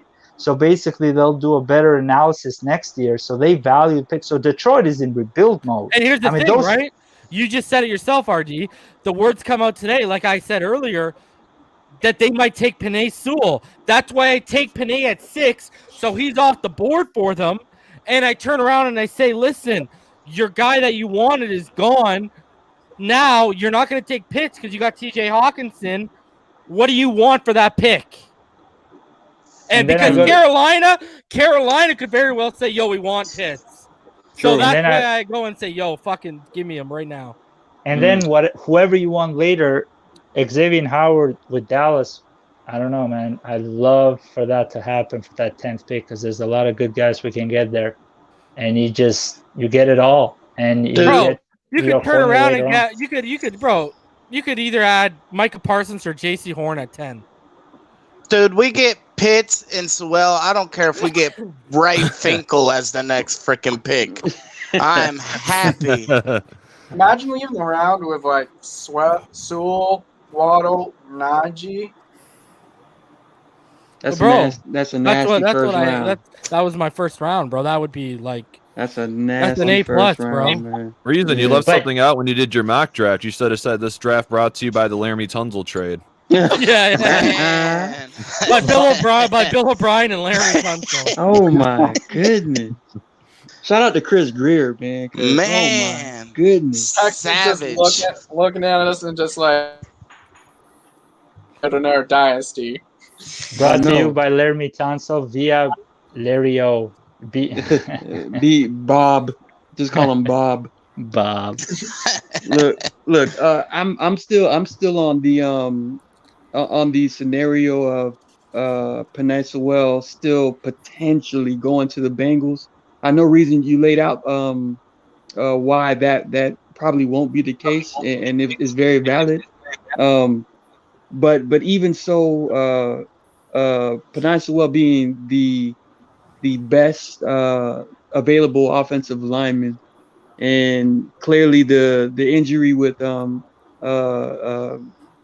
Joe Burrow, who knows when he's going to come back and play at 100%, but I know for sure the Bengals are going to want to invest in the trenches to almost like how we're trying to invest in the trenches to protect Tua, because we don't, the hip is in the past, but it's still here. We're still very, we have to protect Tua. I I think the Bengals. they go offensive But lineman. Martin- It's later because they want versatility. Yes, Their inside of their line yes. is trash. Their tackles are there. They just need to stay healthy. They need somebody who can move inside. I think that's also why they're moving in. That's what Larry had on his channel earlier. Because there you go. You got Slater. He could be a guard. He could compete with the tackle. Hell, he could be a center. I think that's the perfect fit for them, man. I'm just throwing out the scenario if Sewell is not there at 6. Like what's gonna happen? Or if even if Pitts is available, like how do we run it? Do you take Rashad Slater at 6? Reason? No, then we fall to the plan B that Reason laid out last time. We go Pitts and Tevin Jenkins. Yeah, right, yeah, but again, I still believe we have to trade up for Tevin Jenkins because he's clearly shown that he's one of those offensive line prospects that can he can go in the top 15 if you ask me, and us being at number 18. There's teams like the Cardinals and the Raiders that can use his services, and if we miss out on Sewell, I just want that right tackle for sure. Tevin Jenkins is my target, man. I'll trade up the same way I would have traded up for one of these receivers if we get Kyle Pitts at 6. I agree, Martin. 18's a no man's land pick for us. Regardless of who you like, you might have to move up. It just depends on how far. Even if you like Parsons, you're gonna have to move up. Jenkins, you're gonna have to move up. You're gonna have to move up for somebody. I think 18 you can be hold the bag. I think Minnesota's a sweet spot, man. Minnesota. Exactly. They've addressed a lot of things this offseason. Free agents. They've drafted well. They still have like key position players that will be there for like the next 2 years. Their GM has ties to us too, so that'll be we have a connection with them. And that's even a bonus. So I'm just saying that'll be like the sweet spot. If we see one of those guys that we want sliding like that, I'll hop all over that 14th pick and just get the next guy, and then we'll be full head of steam after that. And the talk about Justin Fields is no one's taking him in the top 15. That's insane. That's crazy to me. Insane. And it kind of proves it. It kind of goes with the rumors because everybody's filling up their voids with quarterback. If the Patriots get Jimmy G and the top 4 quarterbacks go, right, then you're talking about, okay, 8 and 9. Well, they just got quarterbacks with Darnold and Bridgewater. So it kind of like a lot of people Washington are or saying, Chicago would jump though. They would try to either move up well, or I think one of them two would take I them. think and that's where maybe at 14 or 15 they make a trade down because those are candidates that would trade down, right? Mm-hmm. But again, it's kind of like people are talking about the quarterbacks in the second round are valued just as high as Justin Fields. Wow. So it's getting ugly for Justin Fields in a very depressing because I think he's going to the draft. Yeah, I think he's going to the draft. This might be one of those situations where his diagnosis of epilepsy could potentially be running evaluators away from drafting him. I think it's those two stupid games. I think it's those 2 stupid games that he had this season. The Northwestern. With Northwestern and Indiana, they got everybody's like, oh, if he doesn't have weapons, he's a complete shit show. So, and then they look, and then they micro inspect you like crazy, man. I mean, he didn't really have weapons. I don't feel like he really had weapons. What he have? Olave and Olave and but that O-line is always good for him. Like they protect him. They're good. They have good protection. But the Pac-10 is a joke. I mean, the Big Ten is a joke. Is a joke. So I don't know, man. And the quarterbacks, the history of the quarterbacks from Ohio is a very dire one. I try not to link quarterbacks to schools because all situations are always going to be different. Remember, Justin Fields started off with Georgia, and because of that situation with, playing time, and then some, racial situations came up, on the sideline, I guess. He just thought it was the best thing to just transfer. But Ohio State was the school he went to, and they are a school known for not quite producing pros. However, I can name, schools like Ole Miss that haven't produced like legit pros and since Eli Manning. You know what I mean? Like, but before Eli Manning, the last real good pro that came out of there was Archie Manning, his dad. So it always depends on the person. It's not quite the school. The school and the the program that's in place by the head coach matters, because Urban Myers went from Utah to UF to Ohio State, and he's still, like, everywhere he went, he was just shipping out like first rounders. So I think the program is important. I got a DM from someone I trust that's kind of connected. He said Miami's trying to move up back into the top 10. Goal would be Sewell and Waddle or Smith. I feel it in my gut. They're gonna do it. I know they are. They've been speaking with Denver. I mean, why would they not? Why would they not, guys? It would be the perfect move. That's what pissed me off with the dude saying, "Oh, they wouldn't do that for." What? Excuse me for If a that second. happens, I'm going to be in what Thordy's been saying on Twitter. Like, damn, I wish I would have been surprised by this. I would have probably crapped myself. It'll still be surprising as hell. For The real. trade's not going down until the trade's only going to go down, obviously, during the draft. So Correct. we'll Depends on hopefully who's be there. mad Yeah. surprised, dude. But Yeah. damn, man, if we move up to 9, that'll be awesome. Hey, Come but on one, now, come on. Let's be real. Greer got rid of Flowers. Come on. If he got rid of Flowers, he can do anything. Yeah. I'm just hoping Sewell's on the board, though, because that's like, if Sewell's on the board, that just sets up everything, because then we could just go get a weapon. Like, it's not a big problem. It doesn't matter if it's Pitts, if it's Waddle, you know what I'm saying? Even Chink, whatever. But having Sewell there, I think, that would just be so awesome if he's still on the board. That'd be like the perfect way to start it. Grab him at 6, trade back up, get that weapon, Oh, man. 24 hours, fellas. It's not gonna happen, bro. It makes too much sense. It's not gonna happen. You said that last time, Rhino, and we went ahead and traded. Why you gotta Eric Flowers? Freaking Rhino! Why you gotta shoot my dreams? Fight the process. I like Rhino. Hold Makes too much sense. up. I've been sitting here quiet for a while now. Hey, Flower. You guys can hear me, right? Bro, what's with you and the angry white women always being your avatar? I knew that had to be Pyro. I seen the avatar. It said that only Pyro. who's that lady? Is that the latest Karen? Her name is Big Red, and she's SJW. But let me just say something real quick. I I am agree with so Ryan. happy right now. You do not understand. We'll wait for it to happen, bro. I agree with Ryan. I think it makes too much sense. I don't believe it. Yep. Makes too much sense. Can't happen. Nah. If it's Sewell and Pitts, You guys have been ruined by the Lord. Tannenbaum era. And all We these set that bar low. I admit it. Oh my goodness. I am a I'm vet. not getting I am any a sleep vet. tonight. That's for sure. I am a vet of the film era, and I've been through hell. But let's be clear. Right now, I told you reason before. I'm dead inside, so it's gonna take a minute. It's gonna take a minute. I'm dead inside. It's gonna take a minute. Well, you will be revived if you see Najee goes to the Miami Dolphins. The defibrillator is funny. coming That's tomorrow, Pyro. The defibrillator is coming, bro. It's getting charged up for you right now. We're gonna bring you back to life.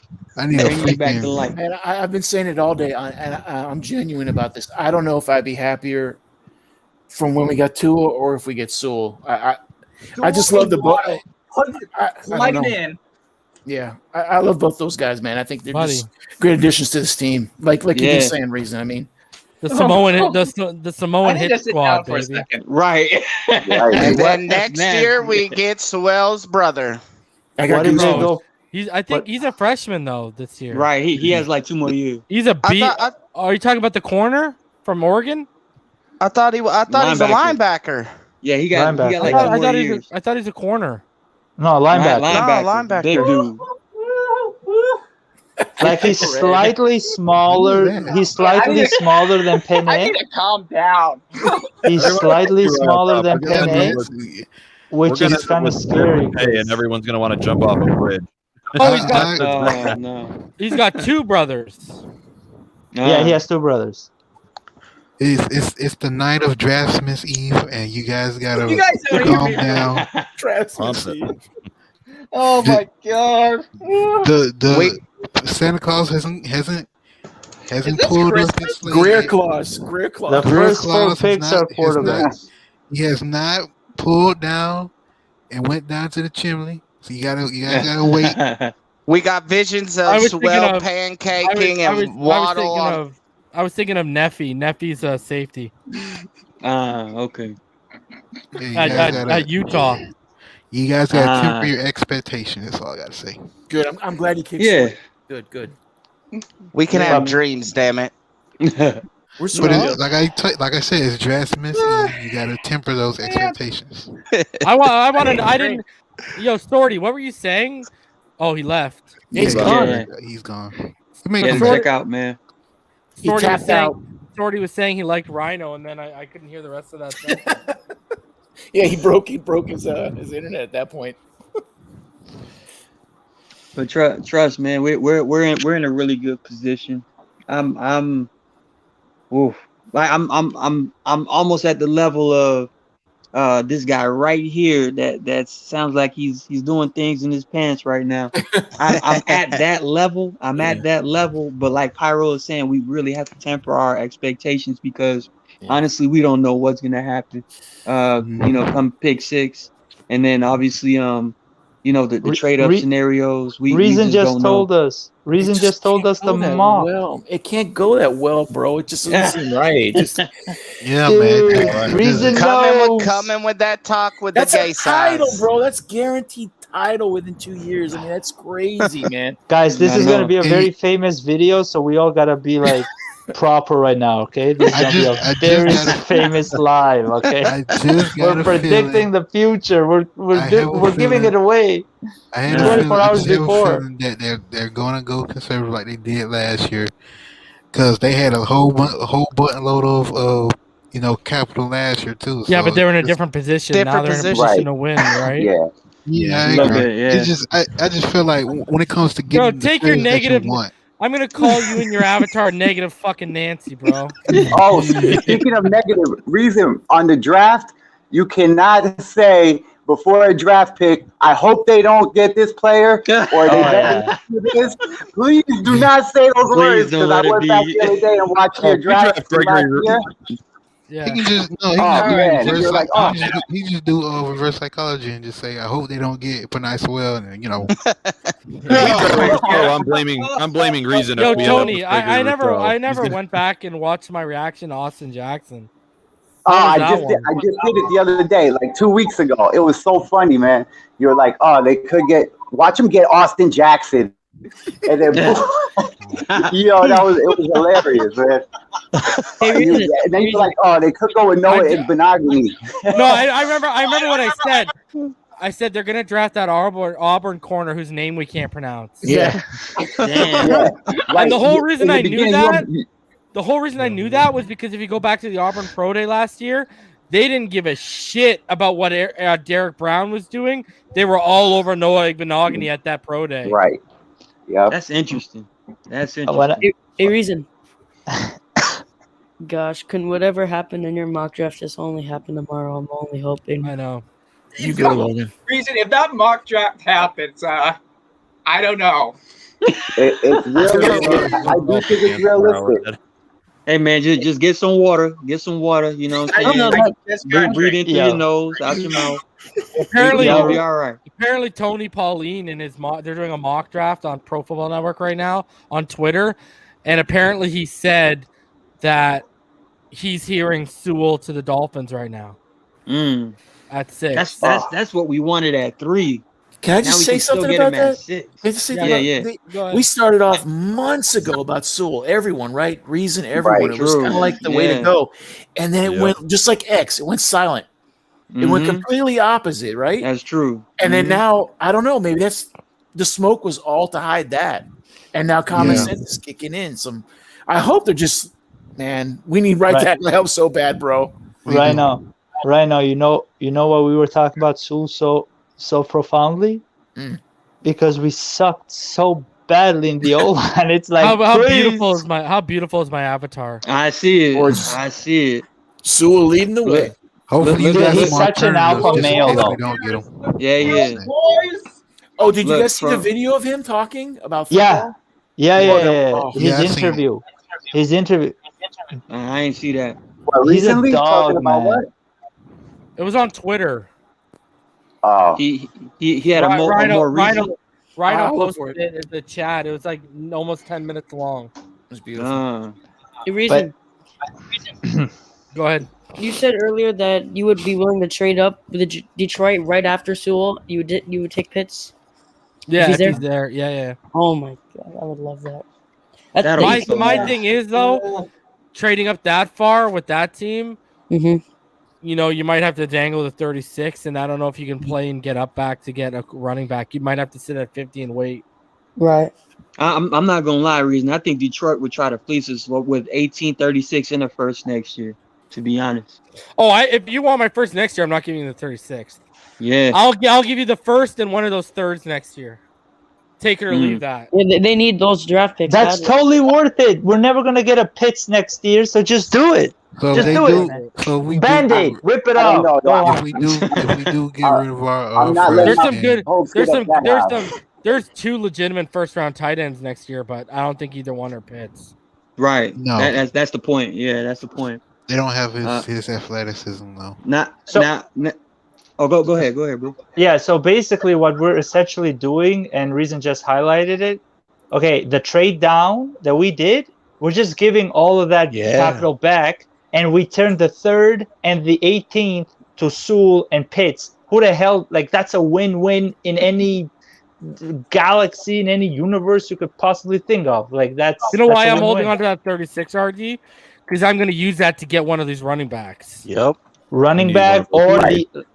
Who knows what happens? Like, you never know what's going to happen after the top 10. And then minors at 50? Yeah. Perfect. I hope Quinn lasts that long. I'm telling you, man. Like, imagine if you could move up to 7.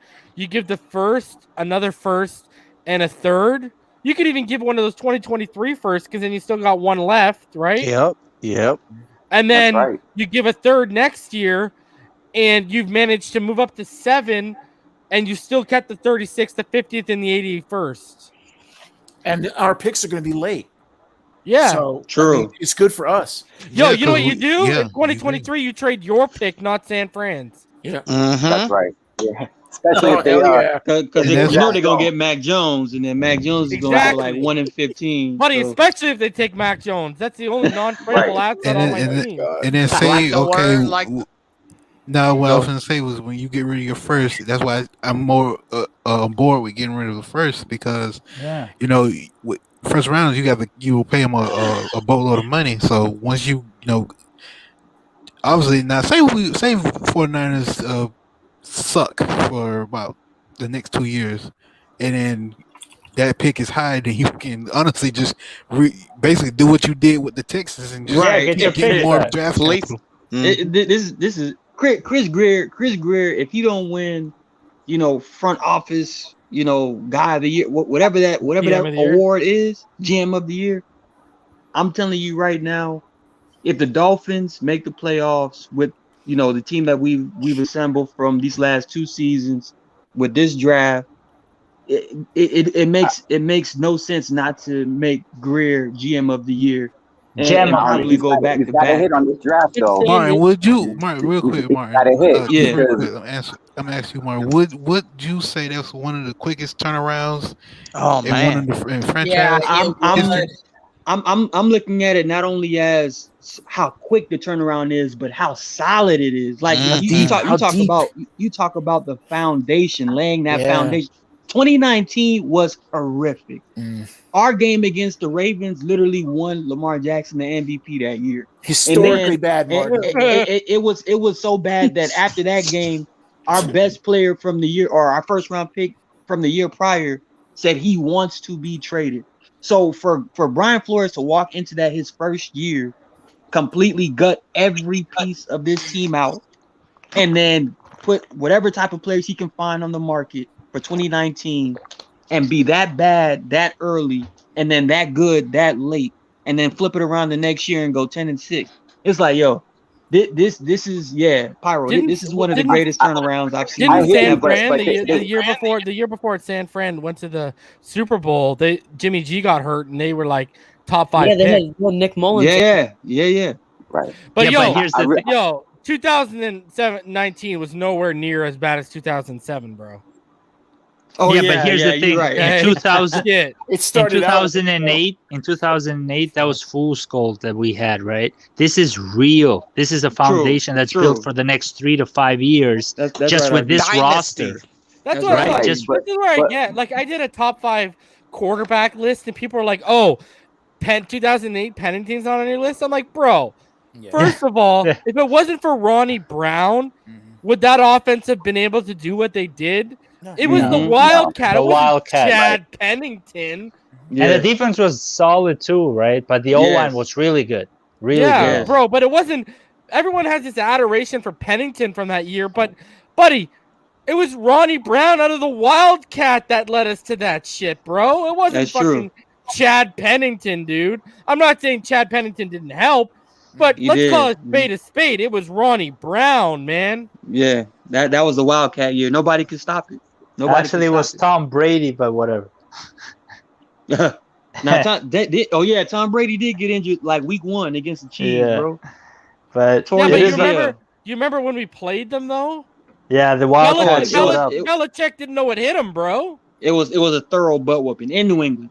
Bro. Brady wouldn't have changed that. He wouldn't have changed what happened. No, because you wouldn't have been able to keep up with that, bro. We just caught everyone off guard on that shit. I mean, Belichick, I remember on the sidelines, he was like really confused. Talking to everyone. Like, what's going on here? And Rome Gray said it, and I've said it before. I have two. I have the white, and I have the Aqua Authentics of Joey Porter. Joey Porter won Comeback Player of the Year that year. Yeah. You know what I mean? Like, our defense was fucking amazing that year, too. So, like, it was a combination. But all I Channing Crowder, baby. Pennington, bro. Fucking real. Yeah, I ain't gonna front. I love Pennington, though. I like him. I got no problem with him, but, bro, he was not the catalyst to that shit. And the late oh, God. Our coach was really like a motivator. Tony Sperano. Yeah. Buddy, him and Dan Campbell I would have ran through walls for, bro. Yeah, but the week before we got destroyed in Arizona, okay? What they did in New England that week was a total surprise. Well, like Reason's saying, that wasn't Pennington. Because if it was Pennington, we would have been playing better. It shocked the NFL. Yeah. It really did. It revolutionized everything. That turnaround from 2007 and 2008 was really, really good. Caught us all by surprise. Even the 2016 season, like when Jay Ajayi kind of broke loose, they started off 1-4, bro. Yep. Like I had my mind made up that we about to draft Deshaun Watson and da. Man, these guys reeled off 10 straight wins. I was like, oh my goodness! Like, I gotta say this too, bro. CJ, I don't know who you are. I have no idea who you are, CJ. But if you call Waddle a gadget player, buddy, you don't know football, bud. There's no gadget involved with Jalen Waddle. He runs 4.2. He must be a gadget player. Listen to this reason. I was watching a podcast today, and they said Chase runs a better route runner than Waddle. Are you serious? Yeah, I don't want to call him out on. Call him out. Tell me who said that. That Finn podcast thing with the Dolphin where he talks in the Dolphin. I don't know. It's on YouTube. I don't know exactly. Oh yeah, the big guy, right? Yeah. He was basically saying that Waddle. Who's the big guy? Who is it? I'll find him for you. He was basically the Dolphin. Yeah. I know what you're talking about. Who? It's a doll. It's like a doll. Oh man, I don't know the name of but I know what he's talking about. Give me 30 seconds. Yo, you're not calling this motherfucker out if he's watching. So get me his name right now. I had to leave a comment, man. Reason's face is like, tell me his name. Bro. Hey, I called Reason the Canadian assassin. He will hang people out on these Twitter streets. Bro, I'll cut a fucking promo on this guy and end his life. It's called Finn's Pod. You can't do that, man. You can't say that Jamar Chase is a better route runner than Jalen Waddle. I just hope he misspoke. That's all I'm saying. I hope that was the case. No, too, hold unless, on. First of all, see the tape. this jabroni in the comments, CJ Smith. The fuck do offers have to do with being able to evaluate fucking talent, you retard? No, but here in his defense, bro, he does you can be a fucking meathead and have a 10, 11 offers. Are you actually that stupid, bro? Give me a break, bro. In his defense, though, I've ever heard. Top bill. No, his views top Rome billing, got right? him. Rome got him. Right. Yeah, get rid of that fucking idiot, bro. Get him out of my comments, bro. Yeah, CJ is mentioning that Waddle couldn't get on the field. I got more offers left, than you. but... What the fuck does that have to do with evaluating film? You fucking casual. What'd you get offers from? McDonald's, A&W, and Burger King? Fucking Pizza Hut calling you, bro? Get out of my fucking comments, you idiot. Rhino. If that's your argument on someone and evaluating, bro, you don't know what you're talking about right away. I can tell. Like you gave no reason, you gave no explanation as to why. Like, let me see you write an evaluation of why Waddle's a gadget player. I'm just saying.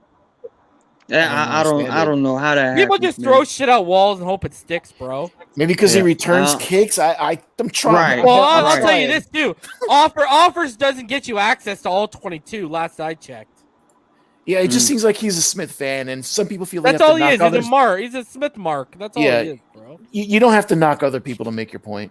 Exactly. No, I will though. Fuck you. but he mentioned Jalen Waddle couldn't get on the field until everyone left. But I think he completely missed the reality that they had a whole bunch of freshmen in Judy, Ruggs, and Smith that were impact players for the national championship Waddle, team. Bro. Yeah. Yes, bro. So when they came back as true sophomores, they all started because they all contributed. Obviously, you're gonna start. And Waddle just walked in and bro. Yeah. And as a freshman, Waddle still put up over 800 yards, bro. He still had an excellent freshman bro. year. And then you go limited. And then Martin, you go look at his sophomore season when all these guys are juniors now. Bro, still ball. Yeah. Yeah, but here's the thing: he didn't get targeted much. He only had like 40-something targets that season, bro. Yeah. And you know why?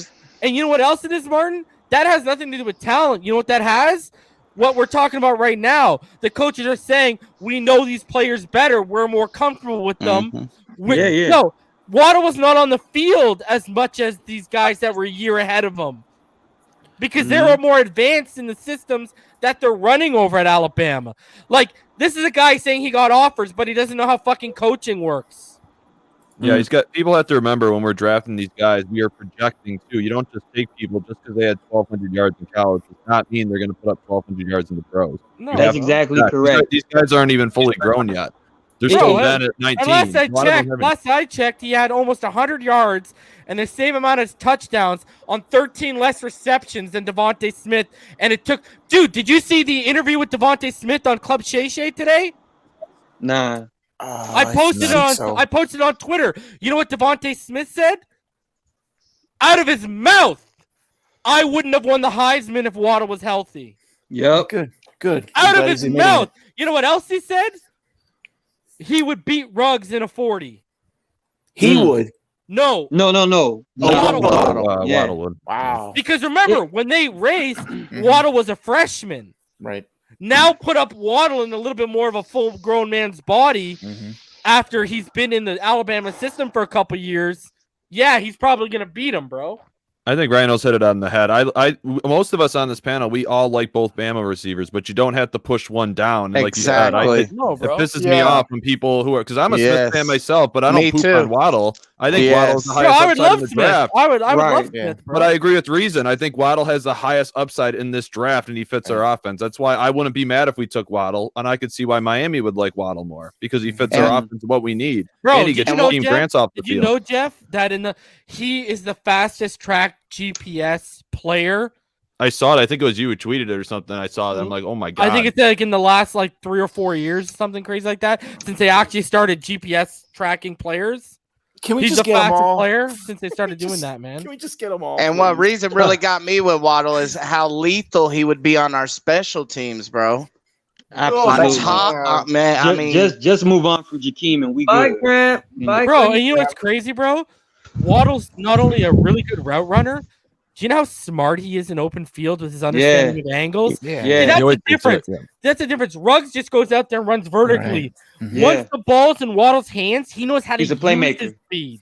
Absolutely. He's a playmaker, bro. Stop on a dime. Bro, he can stop on a dime and accelerate back to 4-2 like that, bro. That's lethal. Fucking rare, bro. Imagine if he got coached.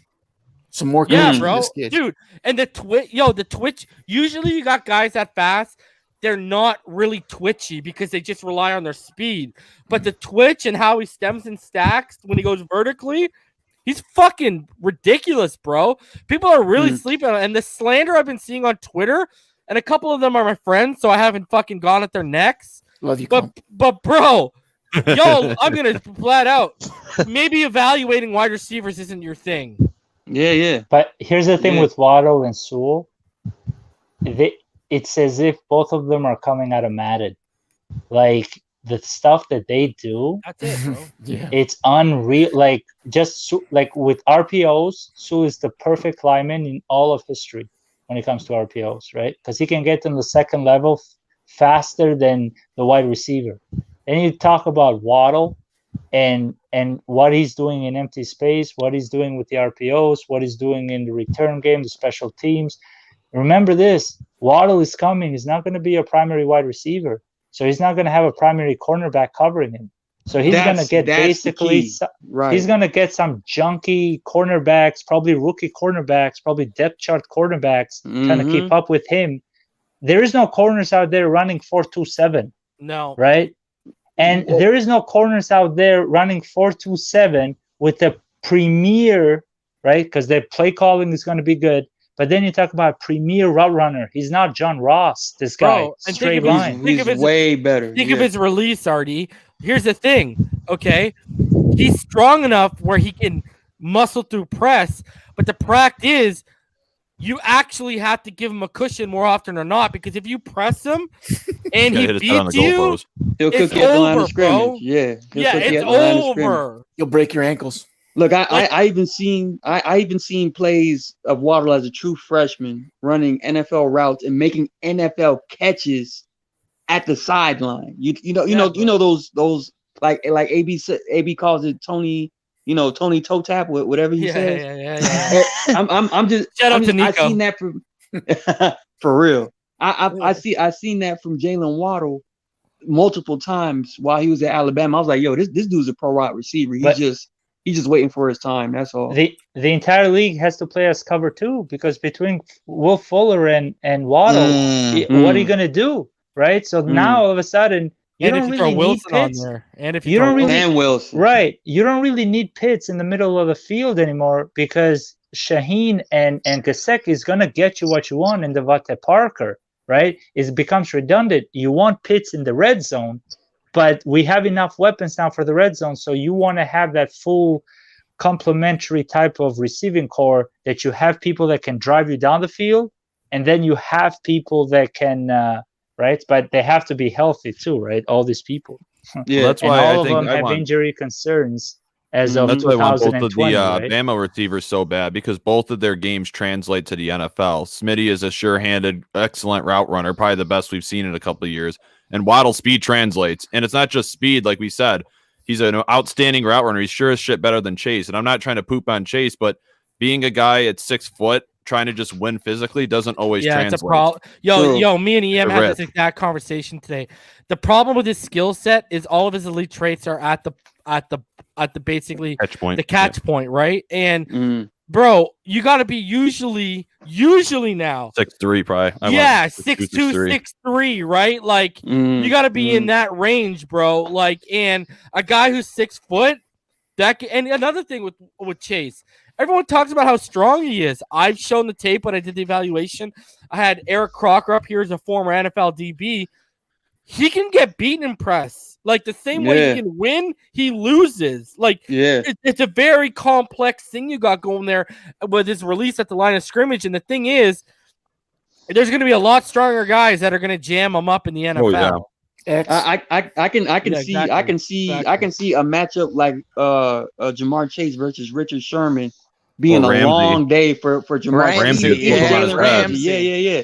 I'm just talking about like big physical cornerbacks. Even Gilmore. Or like Rhino said. Rhino said X and Byron would give him fits, bro. Oh my god. Yeah. Like he has limitations, bro. That's why we're like, nah, we good. Like we can see it. We can see it. Ron nailed it. The problem I have with Chase is he's not a natural separator, bro. Never. That's the name of the game in the pros, man. He's a jump ball 50 receiver. Well, I gotta go, guys. But we're less than 24 hours away, and fins up. I hope all y'all have a blessed night. Have a good one. You too, man. Stay safe. You don't think they're training up for Micah Parsons? Could be potentially. That's another name. Yeah, he might be gone early too. Yeah, I'd be happy with that too. You know what? If he didn't have the character concern, that's who would make the most sense at 4. I know. Hey, what's up, fellas? Yeah. Hey, what's going on, man? Hey, how's it going, Irving? Hey, not too much, bro. I'm good, bro. Can't complain. Are you man. calm? Are you I'm excited, bro. Yeah. Oh, I don't know. I think I'm borderline I'm between having a heart attack and excited. Man. It's almost here, man. Reason said. It's felt like 30 years. 5 minutes. If we get Penne and go with the Reasons mock draft, I'm going to be at the bar and I'm going to order a Samoan Slammer. When the bartender asks me what the hell that is, please surprise me. What's so, a bar? Irvin, just saying, man. How you feeling, man? Slammer. It's the night of Draftsman's Eve, man. So how you feeling? I'm more. What do you want? I'm more excited, bro. Bro, we can trade up for that number 9 spot, bro, from 18. To snatch a Waddle or a Pitts, man. Yo, bro, Irving, more excited than a pig. Irving, now that you're here, bro, because you gave me the inspiration earlier. I got to show everyone this. Yeah. All right, guys. What if we go off the board and draft someone that none of y'all expect, bro? What if we go off and what if we draft with the 6 picks of the NFL draft, the Miami Dolphins select Brittany the Bulldozer Bobanowski. Oh my goodness. Tackle for McDonald's. Look at that. Oh my goodness. Plays her upper mean. body. Keeps her face wide. You know, look at the active hands, bro, with the initial punch. Look at that. Look at the footwork. Look at that. Oh, Look at that. Look at the lateral movement, bro. The hip flexibility. You used to train Hunt. Look at this. Reason. I heard she's good at diagnosing defenses, man. So I feel like her at center. Yo, what'd you say? Digesting defenses? What'd you say? I said diagnosing.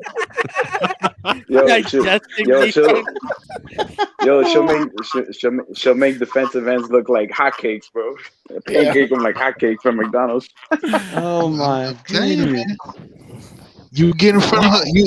You tell her. Hey, you say. I love them big girls, though, man. It's a big man. That's a little. You know, I don't know about that one though. She kick your ass, Martin. She kick your ass, bro. I mean, and then we'll make up later. You know what I mean? Okay. Yeah, over a fucking double Big Mac meal and an extra large. Just give her say, hey, I got a quarter pounder in the car. I want you. A quarter. She say you need to go get a second job, bitch. No, Martin. To get with that girl, you're gonna have to say you got a quarter pounder in your pants, brother. Yo, do you guys want to watch? It's just a minute and a bit. Let's watch. What's going on, Alfredo? How you doing tonight, bro? Hey, bud. I'm doing okay. I just wanted to show Devonte Smith on Club Shay Shay real quick. Cool. Tell me if you guys can hear it when I play it.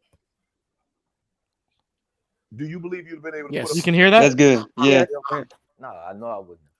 Right off the rip. But I mean, like, let's start that over again. It was a blessing. Yeah. Apparently, also, in this interview, he actually went out and said that he eats a ton, and that he thinks he's maxed out at his weight. Metabolism, bro. You can go watch it on YouTube. Club Shay Shay. He basically said, I eat like ridiculous every day. He's like, I think I'm maxed out. I keep seeing it, man. He's a genetic, you know, anomaly, bro. Like Martin, we all know people like that, man. They just speak forever. They can take any hit. A house could fall on them, man. They get up and they weigh 150 pounds. Yeah, like Rhino said, how many hits have you seen him take that he just pops right back up? Boom. Mm-hmm. No, but he gets hit. He gets hit in angles that you think like he's gone for like the season, right? And he just gets back up. Yeah, he gets back up. He gets back up like he just got hit by a trampoline, you know, and he just like, walks the other way. There are some people who, you know, Irving, you got feedback, bro, Irving. That's why you got to take Sewell first, right? That's why you take Sewell first, because if people are having second thoughts for Devonte, it's Alfredo. Right? Yeah. Alfredo has feedback. Sorry, Artie. Alfredo, Alfred. Why do I call him Alfredo? Alfred, if you have headphones, pop them in, bro. Because I'm gonna mute you just because I got feedback coming back. Yeah, anyway, sorry. Continue. I gotta go. For some chicken Alfredo. I gotta get a refill. I'll be right back. Mm-hmm. Yeah, I mean, imagine if Devonte is falling, right? Like, we don't have to do anything. We have that pick, and I would love Devonte at 18 is the best pick in this whole draft. I don't think he falls to 18. I know. I think the Giants will take him if he's there. I think Philly would take him. It's possible if Philadelphia, if J.C. Horn goes to Philadelphia, I could see it, but here's the thing about Philly. If Justin Fields is actually falling, like, and Philly doesn't take him, that is insane. Like, one of those picks, the top 18 picks, has to be a trade up for Justin Fields at that point, right? Yeah, ESPN had Justin Fields falling to the Patriots at number 15. No, they're getting Jimmy G, bro. They want Jimmy G. 1,000%. It's happening. It's happening. All that stuff is happening. They're talking about it now. A lot of people are going back to their old teams too. I'm starting to see that. Yeah, they're gonna get back their second round pick. They gave it's like a loan for 3 years. It's like soccer. They just yo Jimmy G. Yeah, the farthest Devontae falls was 12. He's gonna be a top 12 pick still, I think. So yeah, he's not falling past the Eagles or the Patriots. Yeah. Hey, fellas, by seeing that video with Devonte Smith, didn't he give you some like Chad Johnson vibes a little bit? Like a little bit. No, he. No, I'm not saying like. You want to know what my comp is for Devonte Smith? He's a modern day Jerry Rice. That's who he is. Yeah. The only thing I left with that video is that Shannon Sharp needs to hit the legs, man. But okay, so by the way, like Larry the Lobster from SpongeBob. My God, big upper body.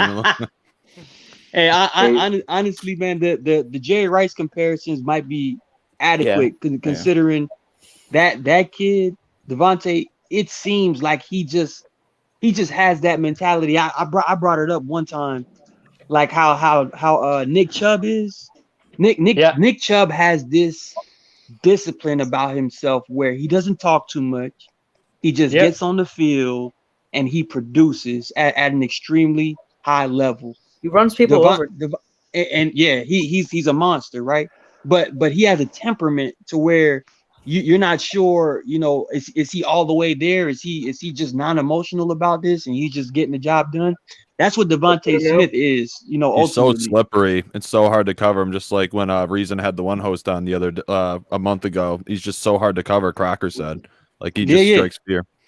Yeah. He's a difficult person to kind of put a finger on. Like, yo, how do you stop this kid? And Martin, you were a quarterback. As a quarterback, you probably do like. Well, you probably love Waddle too. But I'm like for Smitty, you probably love a guy where you know where he's going to be.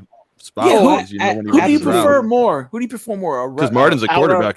Our runner or someone that does it all, or my favorite type of receiver is like the ones that can separate consistently. Because I was the type of passer to where I'm timing based. I'm very I put it in the spot where I anticipate you to be at, and if you can create separation.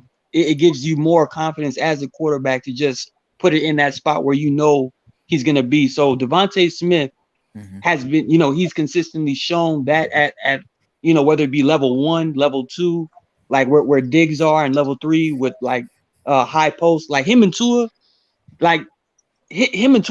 made a lot of magic, you know, back when they were playing, you know, at Alabama. So I keep hearing, I know why there's people that want Devonte Smith to come to Miami because that connection was so, seamless. Mm-hmm. It seemed like. Yeah. So I understand that, but I'm saying if it's me, the receiver I need to get if I'm Miami, I have to get a Jalen Waddle, bro. Like it's just he has too much to offer. It's difficult. And the thing is and was the most impressive about Devonte Smith, I compare him like a basketball player because at the line of scrimmage, if you try to play man-to-man defense, like up in his face, the guy will try to use his twitches and his, he uses his technique just to get off the jam. Like he could look for ways to get off the jam. Like you're gonna have to give him, you're gonna have to play off. Mm-hmm. Give him some space, like give him a cushion, and then let him do his thing. Because if you play him up close, bro, he'll burn you.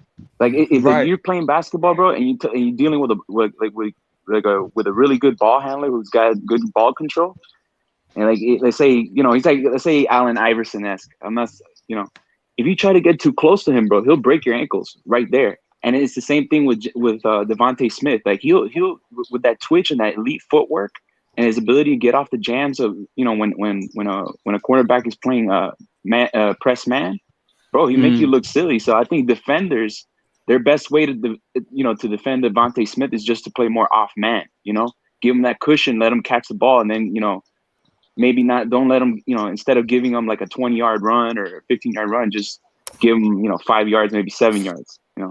That's what I'm so glad Martin's on here because Martin said it right on the head, natural separator, and that's what Reason's been pounding the table for. That's why all of us love these two Bama receivers so much. They're natural separators. Get to somebody who separates naturally easy. When I played, because, when I played in high school, when I played college, I came from you guys probably don't even know what the hell this is. Well, some of you that are old might know it. Have you guys ever heard of a Wishbone Offense? Yeah. Oh, yeah. Yeah, I know what a Wishbone Offense is. Okay, so it was basically I was playing in 22-man personnel. I only had one receiver. Old school. So my tight ends were my best friends. So if this was me, I'd be pounding the table for Kyle Pitts. Mm-hmm. If it was me in Tua's position, I would be like, yo, give me Kyle Pitts, give me Kyle Pitts. He's kind of like a cheat code, too. I know we all been talking about the receivers, but yeah, Kyle Pitts is a cheat code because he's just so damn hard to cover. And if you try to take him away, somebody's going to be wide open. 22-man personnel. Sorry to bother you and stop your reason, but 22-man personnel. What kind of RPO are you running with that? We weren't running RPOs, bro.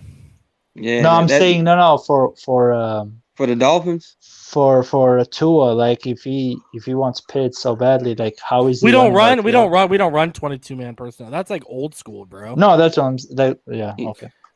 But I didn't even you get 22 mans. A lot of it's but I didn't have I had two running backs. Like if you know what a wishbone is, like that's how the backfield. Miami used to run wishbone all the time. Man, that's old school, bro. Shit. Yeah.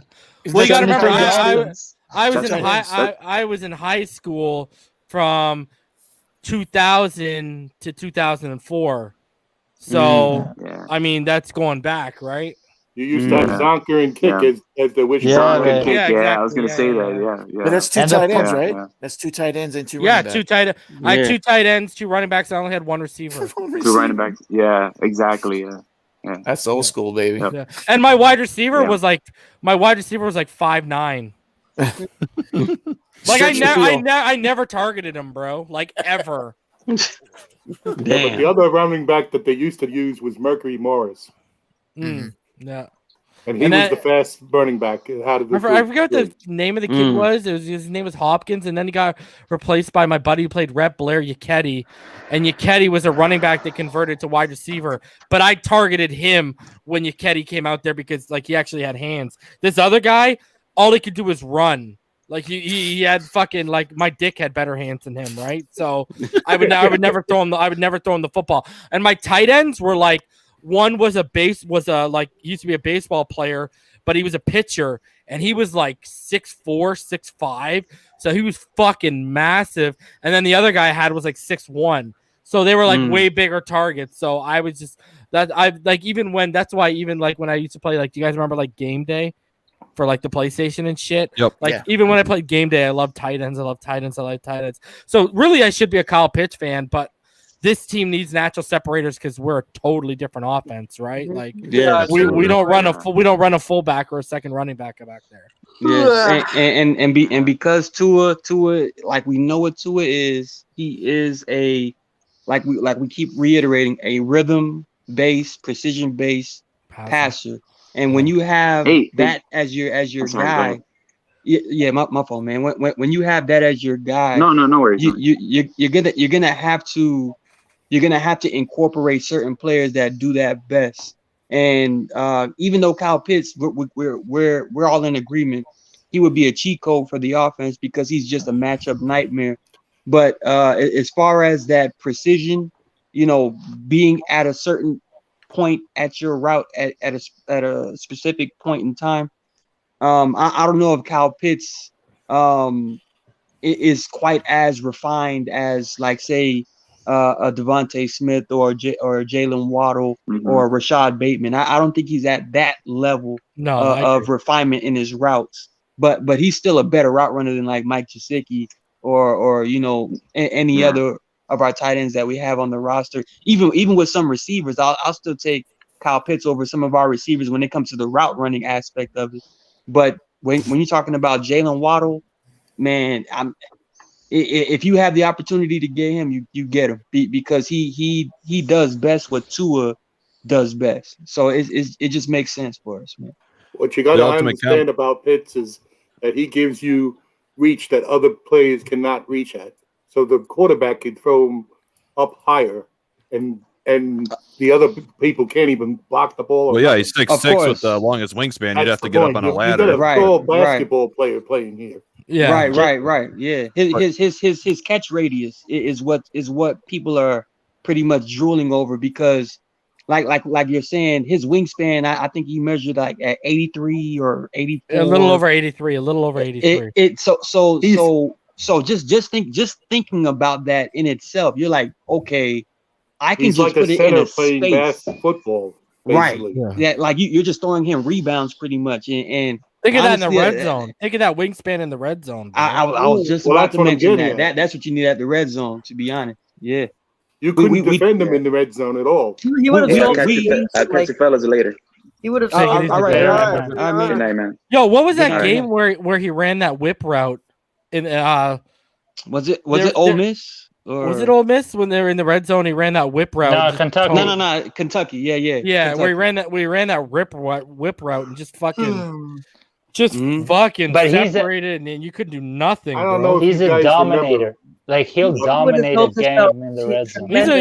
He's a way better route runner than Mike Gesicki, that's for sure. Marino had a receiver that was more like him. Seattle game, and in like the Raider game where we just had field goals, he would have helped us out a lot there. Yeah, I think coaching would have helped us out a lot there too. Fucking Chan Gailey. Oh yeah, that's well. Look, if you get in the red zone, right, 5 times and you can't get a touchdown, Kyle Pitts is not going to make a difference for you. Like even if you score touchdowns with Kyle Pitts, even if you score touchdowns with Kyle Pitts, right, your play caller is on shrooms. Like you have 5 chances to get in the end zone. You should get it in with like bupkis. Like with a bag of nuts, you should get at least 1 touchdown, right? So the fact that Gailey's gone and he struggled the entire year for that, we are getting already a boost. So you get a Kyle Pitts, it's just going to be so easy, right? But again, be a complete team. Jalen Waddle is going to get you there. You have enough weapons to get it to the end zone, especially if you get a reliable running back. And RD, if you noticed, there was one game in particular that I saw them in the red zone where they couldn't quite convert Cincinnati, right? They tried so many times to give Devontae Parker that jump ball, and they couldn't quite connect on 1, 2, 3 times. If you plug that in, was also on Devontae, the way he was breaking out. He wasn't. I know. He wasn't breaking out very well at the top of his routes, bro. That's kind of like what I was alluding to. We couldn't quite get it done because Devontae just couldn't, position himself correctly and things. If you put a Kyle Pitts in that exact same scenario, you're potentially talking about that I don't know if you all remember the game where Antonio Gates had like 5 touchdowns in one game, where it was like his first true year as a starter in San Diego, and it was like, wow, if you have one of those tight ends that can just be in the red zone, 10 yards and in, and you just do that same toss up, one after the other, you're literally talking about a 5 to 6 touchdown game and a blowout. You know what I mean? And going back to what Alfred's point about what Pitts is playing football, what was Antonio Gates as well as a football player in college? Basketball. Basketball. The other thing that he does also is like Gatson. If you remember, Marino had a wide receiver that his name was Gatson. Oronde. Yeah. Oronde Gaston. Mm-hmm. Oronde Gaston was not fast. Oronde Gaston was tall. Mm-hmm. And he could catch balls where people couldn't touch the ball. High point. And that's the reason why he was a good receiver. Mm-hmm. He was a Graham was also possession a basketball receiver. player too for the Saints. What you have back then. with Pitts is you got a possession receiver, you got a receiver that can run down the routes and do separation. So you got both. You got a speed receiver and a possession receiver combined. I think like, oh man, I think what the fans want is Pitts.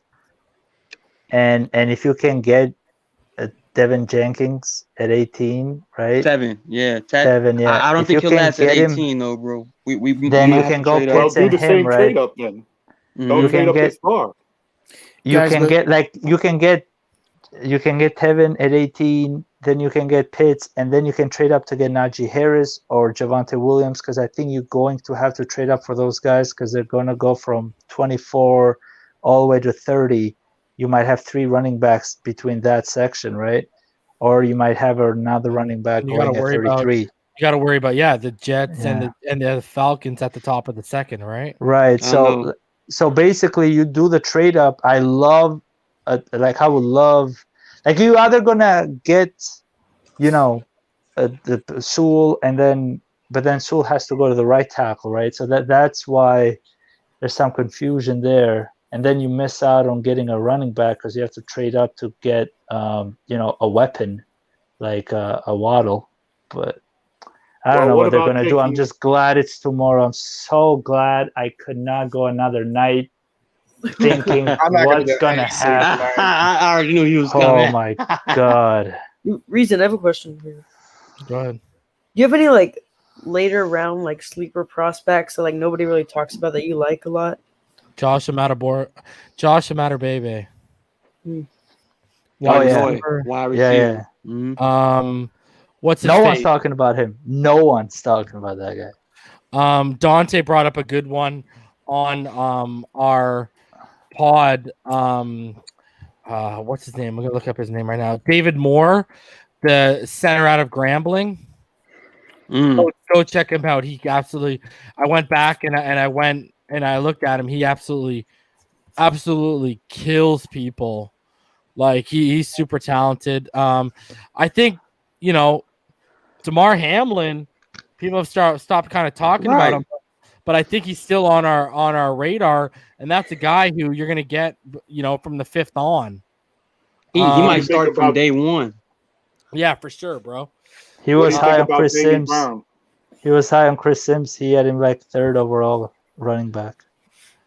Yeah. And then just because we're kind of in the tackle market, right? If these guys for some reason don't take a tackle early on, I think a player that not enough people. I'll put it up on Patreon, but I put my big board for offensive tackle. I put it out on Twitter today. Devonte Smith out of East Carolina. Not a lot of people talking about him. Another guy I like is Tommy Doyle out of Miami, Ohio. I'll see you guys later. I'm gonna try to get some sleep. Yeah, calm down, man. Red. Yeah, Calm down, right. Red. Get ready, man. Drink some water. Make sure you have your cookies and milk ready for You're gonna get a lot of Instagram, man. Get See ready. you tomorrow, 1 o'clock on Larry's channel, bro. 1 o'clock, so you can jump in there. Yeah, I will. A lot of top 10 man. dreams. All right, man. Take care. Make sure you got your eggnog. Drink your eggnog. Hang your dolphin stocking by the fireplace. Yeah, hang your dolphin stocking. Make sure you have your dolphin's tree. Do you know who's doing a lot of drinking right now? Matt Ryan. He's like, God damn, what am I gonna do the next 2 years? No weapons. Man. I got my replacement on standby. Is Julio really getting traded? I don't. Julio's gone, bro. If he does get traded, if he does get traded, I think he might actually go to Baltimore. I could see that'll be nasty. Yeah, that'll be nasty. I want him to go to Baltimore.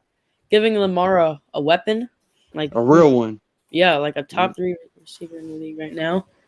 I don't want him to go no damn Baltimore. We got him on our schedule. What the hell? Could you imagine Julio in Green Bay like Scott Lang? Holy crap! Oh, yeah, but true. Adams and Julio. Oh my gosh! Wow. We do have him on our schedule, but we also want him to like destroy everybody else. It just makes it a lot easier for we want him to like sweep. Oh, the Lion's in the building. The what? Lion has arrived. Sharif. Sharif's in the chat. What's up, Lion? The circle of life.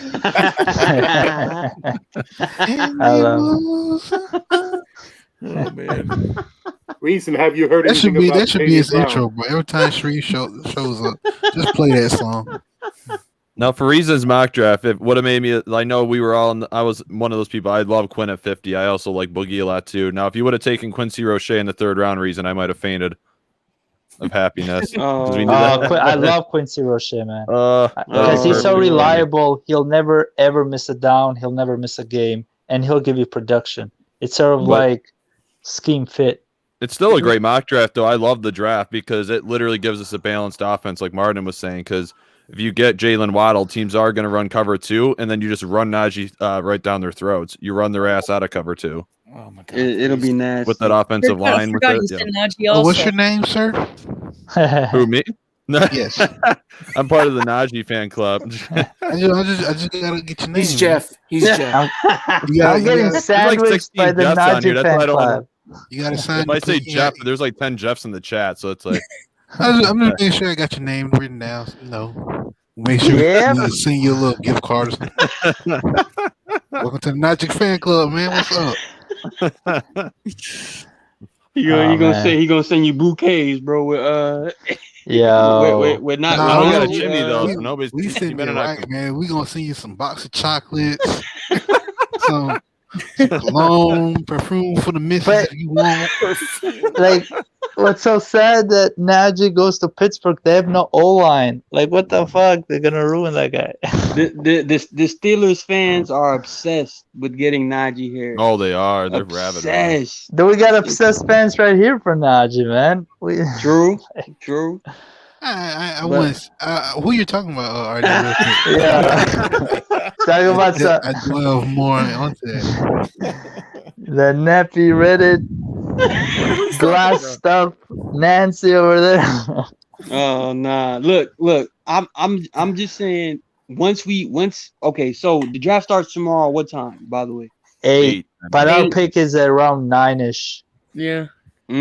Was it like 4 hours or something? The whole draft? The first round. Yeah, the first round is a whole evening. It's the whole day. It's the whole day. Yeah. Second and third, I think is the next. Starts at 7 o'clock the next day. Yeah, it's 10 minutes. 10 minutes between picks, I believe, to tomorrow night. Mm-hmm. Tomorrow 10, and then it goes to 7, and then it goes to 5. I'm just so happy the wait is finally over, and we finally know who we're picking. Yeah. So what do you want Santa Degree to get you, young man? Have you been good or naughty? How's your O-line doing? Good? You gotta risk really hard on draft miss Eve, man. I'm telling you. Nah, you're 100% right, Pyro, man. I look, even from 2017 when we got Charles Harris, I was like, yo, you got Watt and you got Reuben Foster just chilling. You're supposed to jump on one of those two, but again, who knows what we was doing back then? Our offensive line coach was on coat, man. So I don't know, man. We've gotten better. We've gotten better. I knew the moment we got Deion Jordan, I'm like, he's supposed to get Brady. Like, I remember the NFL Network guys going like, you know why they made this move? You know why? They gotta go and get Brady. I'm like, that skinny little. This was before the edge rushers became skinny, right? I'm like, that skinny little Oregon. Look at him. What is he gonna do? And he was a specimen. He was a specimen. He was ahead of his time. Let's just say that. Yeah, he was a physical specimen. That's Couldn't why stop the wanted to drinking, get him. man. Him and Alden Smith, man. God damn. But at least Alden Smith gave a few years, and he came back and had a comeback. Get those drugs. That's what the problem was. Yeah, man. He was high all the time. And back then they were getting paid, right? Because this was before the restructuring of the deals for the. So he got paid. He's like, I think the huge rookie contract stopped at like 2011 with Cam Newton, because I can recall Sam Bradford being like the last number one overall pick to get like $60 million guaranteed, and it was like, what? But he was the last. Yeah, we drafted Deion Jordan in 2013, if I'm not mistaken. What was the pick after him? Do you remember? Are 2013. we talking about Deion Jordan? It was that whole draft I washed out of my brain. Travon Taylor, I know we took it. No, it was what's his face. It was the guy I thought we were taking, the one that went to Philly, the right tackle. No, he went to Kansas City. Fisher? A Kansas City pick? Fisher. That's who we lift past on. Oh no! Fisher went number one. Fisher went number one. He went. That's what everybody thought he was going for when they traded up. But they took him right after Miami took Deion. Fisher went one. Eric Fisher went first overall, bro. It was Lane Johnson. He went number one. He went number one. Martin. He got paid $20 million, bro. Deion Jordan. Damn. We just paid $20 million to Eric Flowers, bro. And his last contract, he got $2,640,000. So the guy's pushing 23-24 million bucks easily. And it was all on weed, bro. That's tough, man. That's Ricky Williams. That man retired for the league. But Ricky deserved it. Yeah, I was about to say Ricky deserved every blunt that he smoked. Of course, and he came back. And he came back and he rocked up when he came back. Now, honestly, that 2002 Ricky Williams was probably the best player I seen live. Like he had the mirror visor on, dreads was popping out the back of his helmet. Nobody could catch him. Guy in the NFL, man. That's Najee now. 2.0. Wasn't there a black visor? No. Ricky had the mirror in the first year. The first year he came to Miami. Stuff. Look, the first year he came to Miami, he had the silver mirror visor, where he made sure nobody can see that he was high. Like he did all of his homework and said what is the best visor to use to make sure that nobody can see these red eyes. But those 30 no wonder he was running so hard. Those 30 picks that they gave up for Ricky Williams to New Orleans, did they turn up any good for the other team? Those 30 some odd picks. And that was the Washington Redskins at the time, and I don't even know who they drafted. That means they didn't do well. That's all that means. Actually, one of the picks was a Pro Bowl player. Which one? The kicker? No, they were talking about this trade on ESPN the other day. That's LeVar Arrington. Oh yeah. Okay. No. Oh, okay. Take it back. All right, I was about to say that LeVar was a good. It was Ricky was a Pro Bowler for us. So he was an All Pro for us. Yeah. He made the All Pro team. Oh man. Damn, I'm so glad the draft. It's here. Oh yeah. Ricky was a waste of talent though for us also. He had such great skill and didn't. But didn't you think that they didn't quite put enough around Ricky? Because Jay Fiedler, as much as I love Jay Fiedler, as Chris far as Chambers. what he did, Jay Fiedler was his quarterback, so we had to run Ricky like 300 times a year minimum. You know, remember Winstead? Remember Winstead running up and down, doing his hair every 2 seconds. He would just groom his hair because he would be so stressed out. Like, what do I call? And he would groom his hair. I'm like, this guy's stressed out. You see Belichick on the other side. He's just like cool, calm, and collected. You see this guy pacing back and forth, and they're on a timeout. But I do believe we kind of wasted Ricky's tenure in Miami early on with Jay Fiedler, because when you got right exactly when you got Chris Chambers, Randy McMichael, that monster O-line, obviously on defense Surtain, Madison, Brock Marion, Zach Thomas, Jason Taylor, Tim Bowens, like you gotta utilize that type of talent on your team, but you have to have the quarterback to make sure that works out. And Orlando Moore, Orlando Moore, clutch kicker, yes. God damn it! How did we lose? Junior Seau, Junior Seau came in 2004. I know. I know. Hey guys, I got to get going, but I'm gonna leave my Christmas list for Pyro. I'm gonna right at my bedside. I look for the so cookies and milk and a little bit of Kahlua too for him. So. Najee 29, guys. Najee 29, right before the Bills. Make sure you let that bartender know Samoan Smasher, so Samoan Slammer, and make sure it's heavy, it's hard, man. Oh, make sure you got your cookies and milk, man. This is how it went. They got all the picks, and then the Redskins turned it into a trade, and they got Champ Bailey. That's what it was. Yeah, because that they got. Because they weren't going to be able to make the trade unless they had all the picks from the Saints and turned into Champ Bailey. That's hilarious. And LeVar Arrington too. Champ Do you know Bailey, what's funny? Do you know what's funny about that trade? Do you know what's funny about that trade? Because they got him he was the 5th pick overall or something like that, right? Yeah. So the other teams, they were probably offering the same trade to all the other teams, and they were like, no, we don't want all them picks. We like our own player. No. So can I throw this out here too? The guy that made that trade was who? Mike Ditka, correct? Yeah. Yeah. Now, they wore a dress with him and everything. When you think about a personality like Mike Ditka-esque personality in the NFL right now, the number one guy that pops up in my head is like Jerry Jones. Like Jerry Jones. Like he'll go for it. Like I'll give you all my picks. Let me just get that one. He won't do that though. But I'm just saying. He did it for who? Claiborne or like that corner, right? They jumped one time for that Maurice. Maurice Claiborne. Yeah. And the guy was bust. He was, but I'm just saying he's missed so many times on cornerback, bro.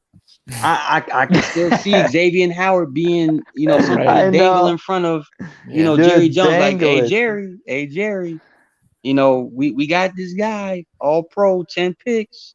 What do you want to do for that number 10 overall pick? You like remember about that trade is that he basically Ditka made the trade and he had a Hawaiian shirt on, he had a stogie out. He's like, I'm done. Fake dreads, like I can see. He was smoking a Cuban and he's like, I'm done here, folks. I'm out. Mike Ditka was a show, man. He wasn't really coaching after the Chicago Bears 85 season when he went. He came back after 14 years. He was doing what Gruden is doing now, but Gruden's at least not showboating I see. Yeah, that's accurate. But no, what I was gonna say to Rhino, but I forgot now. It was what were you talking about like a minute ago, Rhino? Like they were talking about the trade for Ricky. That's what we're talking about, I think. Mm-hmm. Yeah. Claiborne. No, the picks. So 10 picks for the 10th pick. Come on, makes sense.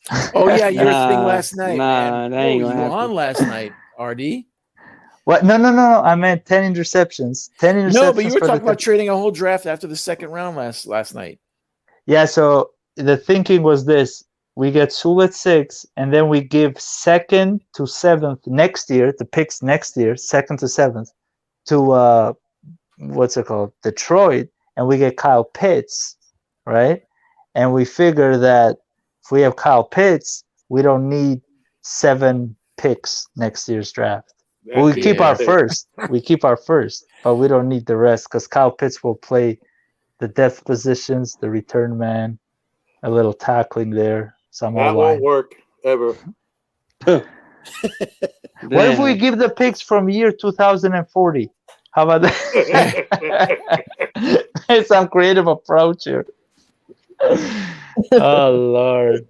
So you guys said the draft starts tomorrow at 8, right? Mm-hmm. Which means like 8:15 probably. Really, bro. The draft has started. The first 4 picks are quarterbacks. It's done. That's incredible, man. It's done. I would not be surprised at all. Mm-hmm. That's incredible. 1, 2, 3, 4 quarterbacks. And Jimmy G is going to Boston, and again, they're not trading up for a quarterback. He'll never do that. He refuses to ever do that. That's his DNA. He never did it in Cleveland. He never done it his whole life. He's not changing that for Brady, because then it'll be like he caved in, right? He's not caving in, man. He's as hardcore as it gets. Belichick.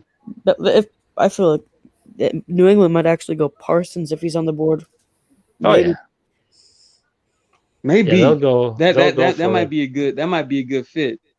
You know what I mean? If Parsons were to fall there. Dude, they gave an extension. They gave an extension, $40 million to a murderer. Like, they don't give a like, if it becomes a problem. Man, they ain't know Aaron Hernandez was that wild, man. If it becomes a problem and you get suspended, then they'll think about it. But up to then, like, come on, son. That was rough, RD.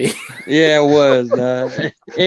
And honestly, man, well, I won't get into that on air, man. Yeah. As far as Hernandez, but Parsons, he does have character concerns.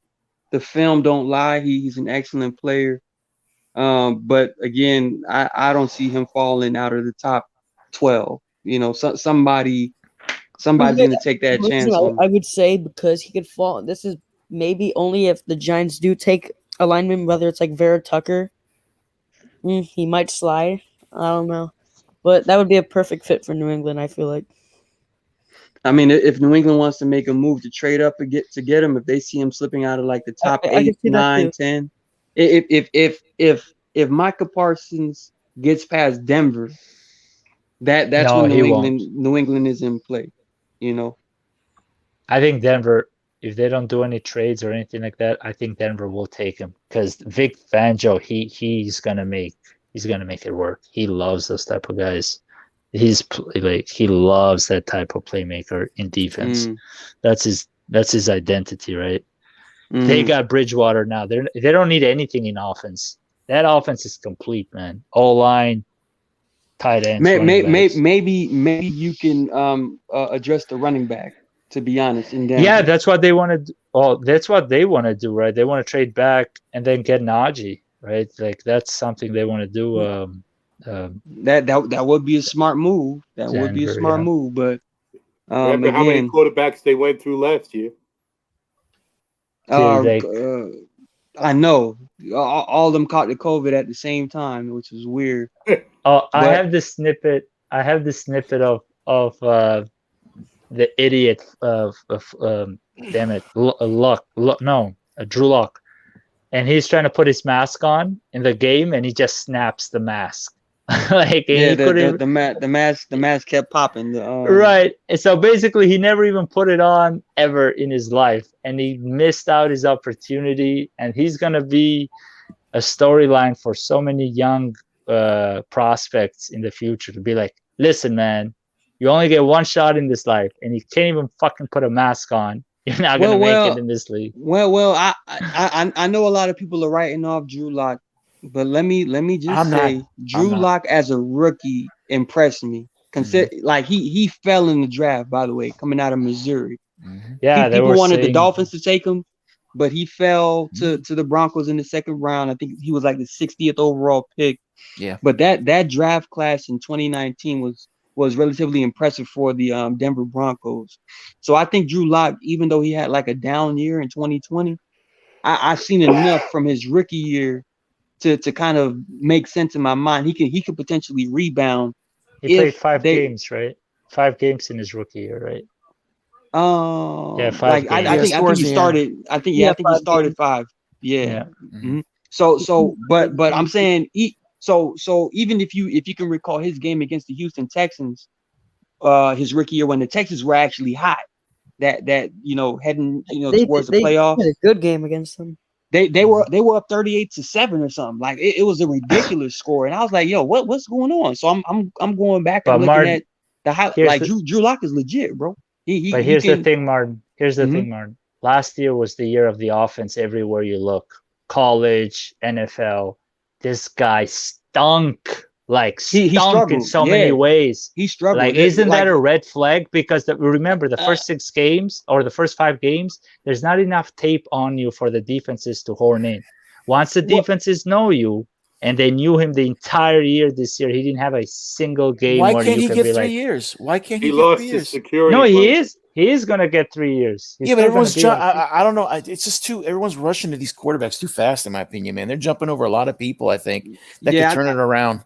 Yeah, but the thing is, he had the entire offense, man, like running backs, wide receivers, offensive line. It was the second year. RD, it was the offensive year for everybody. Sometimes you have to be educated to learn what you're going through, okay? He needs to go through some stuff. Yeah, I think Bridgewater has a higher ceiling right now than this kid. That's saying a lot. I'm just saying, I think Drew Lock had that sophomore slump. You know, like when it comes to, but you know, it's his attitude too. How hard did you really work in the off season? How much do you take the craft? You know, how seriously do you take the craft?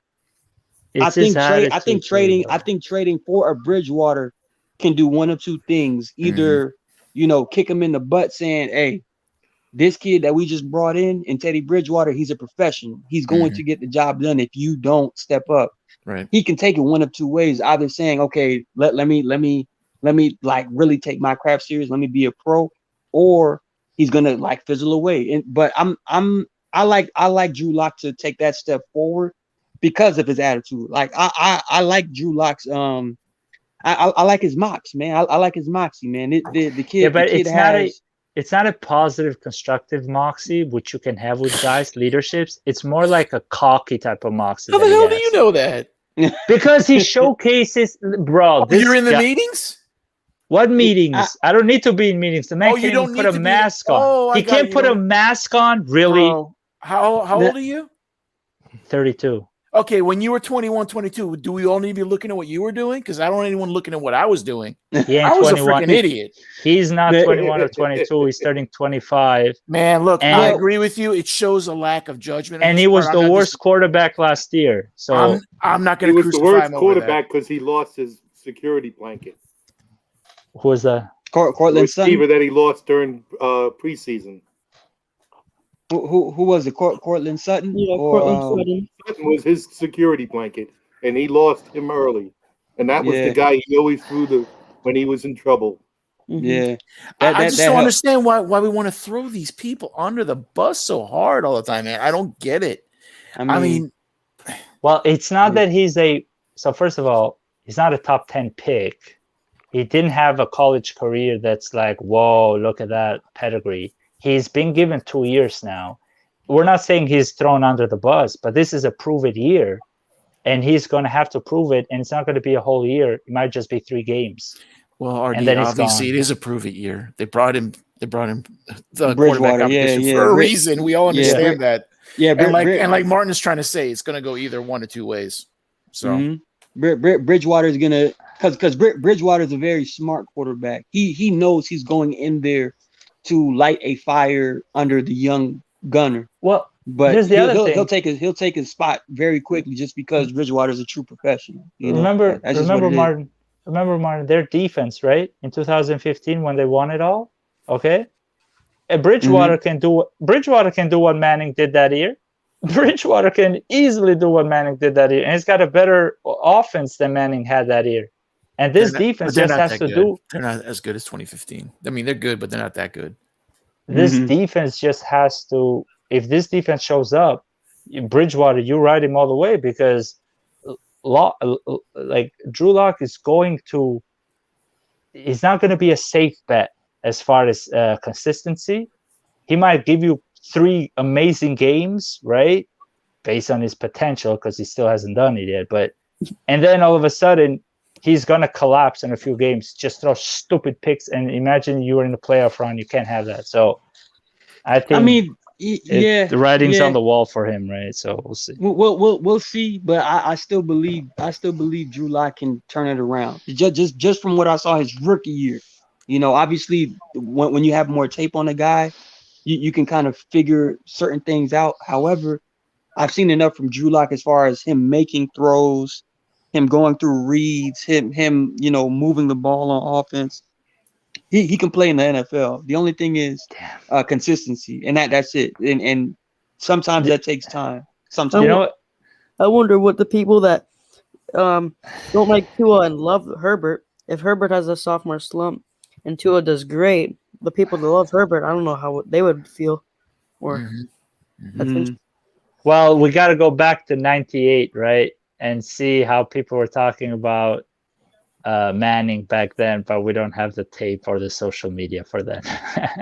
I remember that. I remember Manning's first year, all he did was throw nothing but interceptions. Yeah, right. But they always finish it. They always said, but he has potential and he's going to come out better next year. They always said that. He's going through the rough times now. I remember that because I watched him watching a Sunday night game and he threw like 5 interceptions. I'm like, this guy's awful. And the people are like, I think Manning actually broke a record for the most interceptions in a year. Yeah, that year. Awful. Same thing for the Dallas Cowboys quarterback that won the 2 Super Bowls. Troy Aikman. Troy Aikman struggled as a they all got to struggle before they learn what to do. The thing also is that you got to give a quarterback time. You can't make him have happy feet.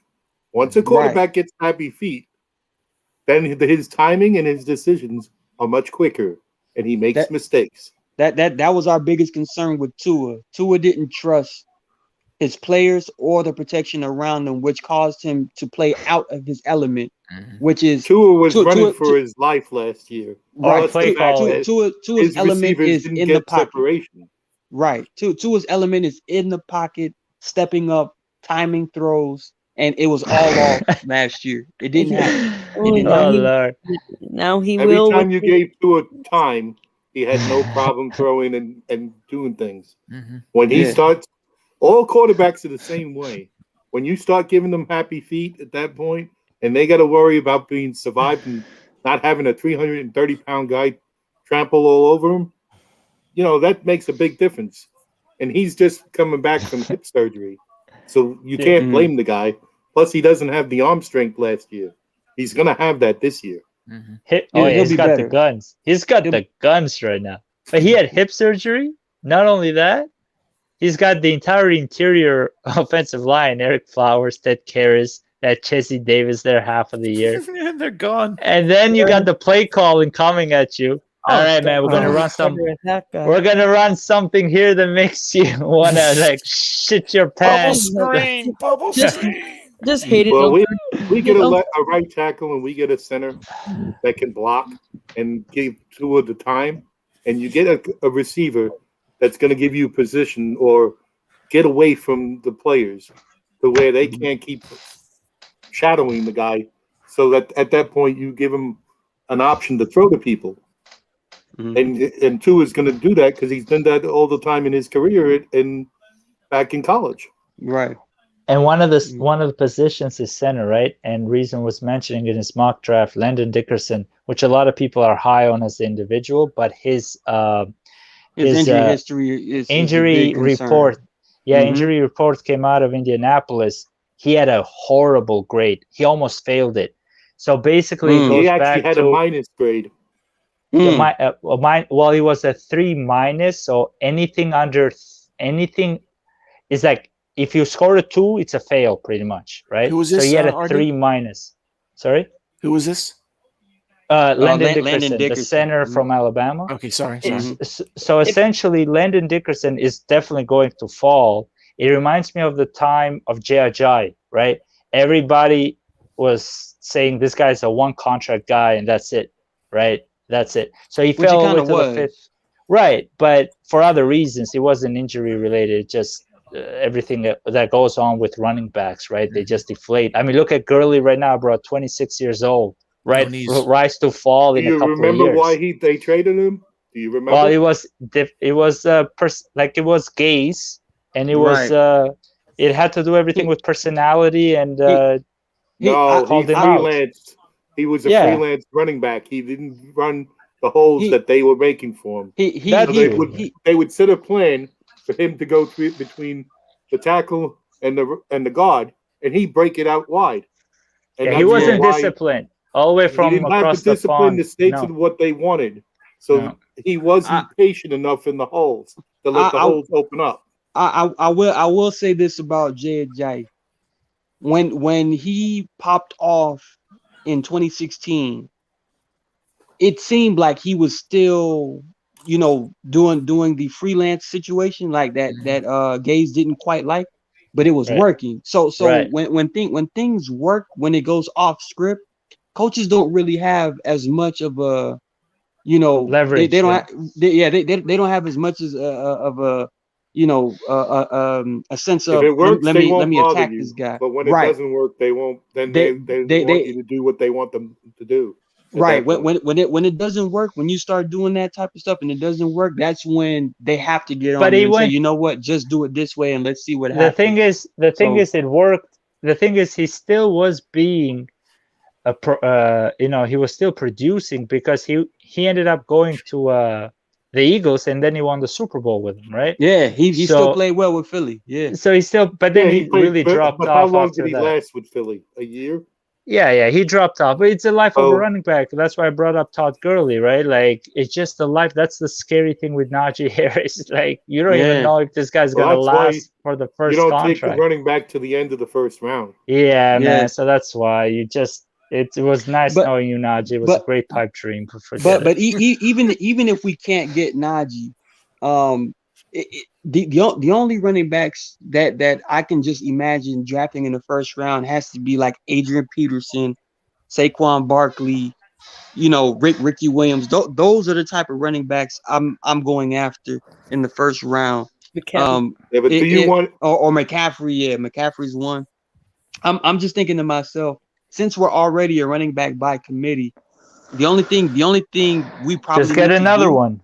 Is I'm saying later we in need the rounds. Precisely. There are other running backs that are good in the later rounds. I see running backs like a Trey Sermon, Elijah Mitchell, Trey Regaz, Khalil Herbert. Like there's guys that can, if we miss out on like a Najee Harris or even Javonte Williams, since we just we're still get a running back with, by committee. We just got to get somebody with size, at least one, because we don't. I mean, I know Williams might be that guy, but whatever. Trey, honestly, man, Trey, the running backs from Louisiana, where Robert Hunt went, and I'm pretty sure the Dolphins watched enough film on Robert Hunt to know that he was blocking for two big productive running backs.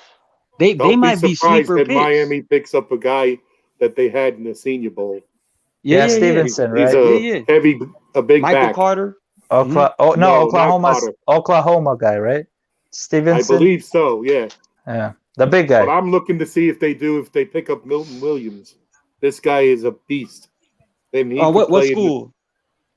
He plays in. Hold on, I'll tell you 1 second. Let me look at this up first. Because we got the small guys. Like, we need to complement a big guy, but he's from Louisiana Tech.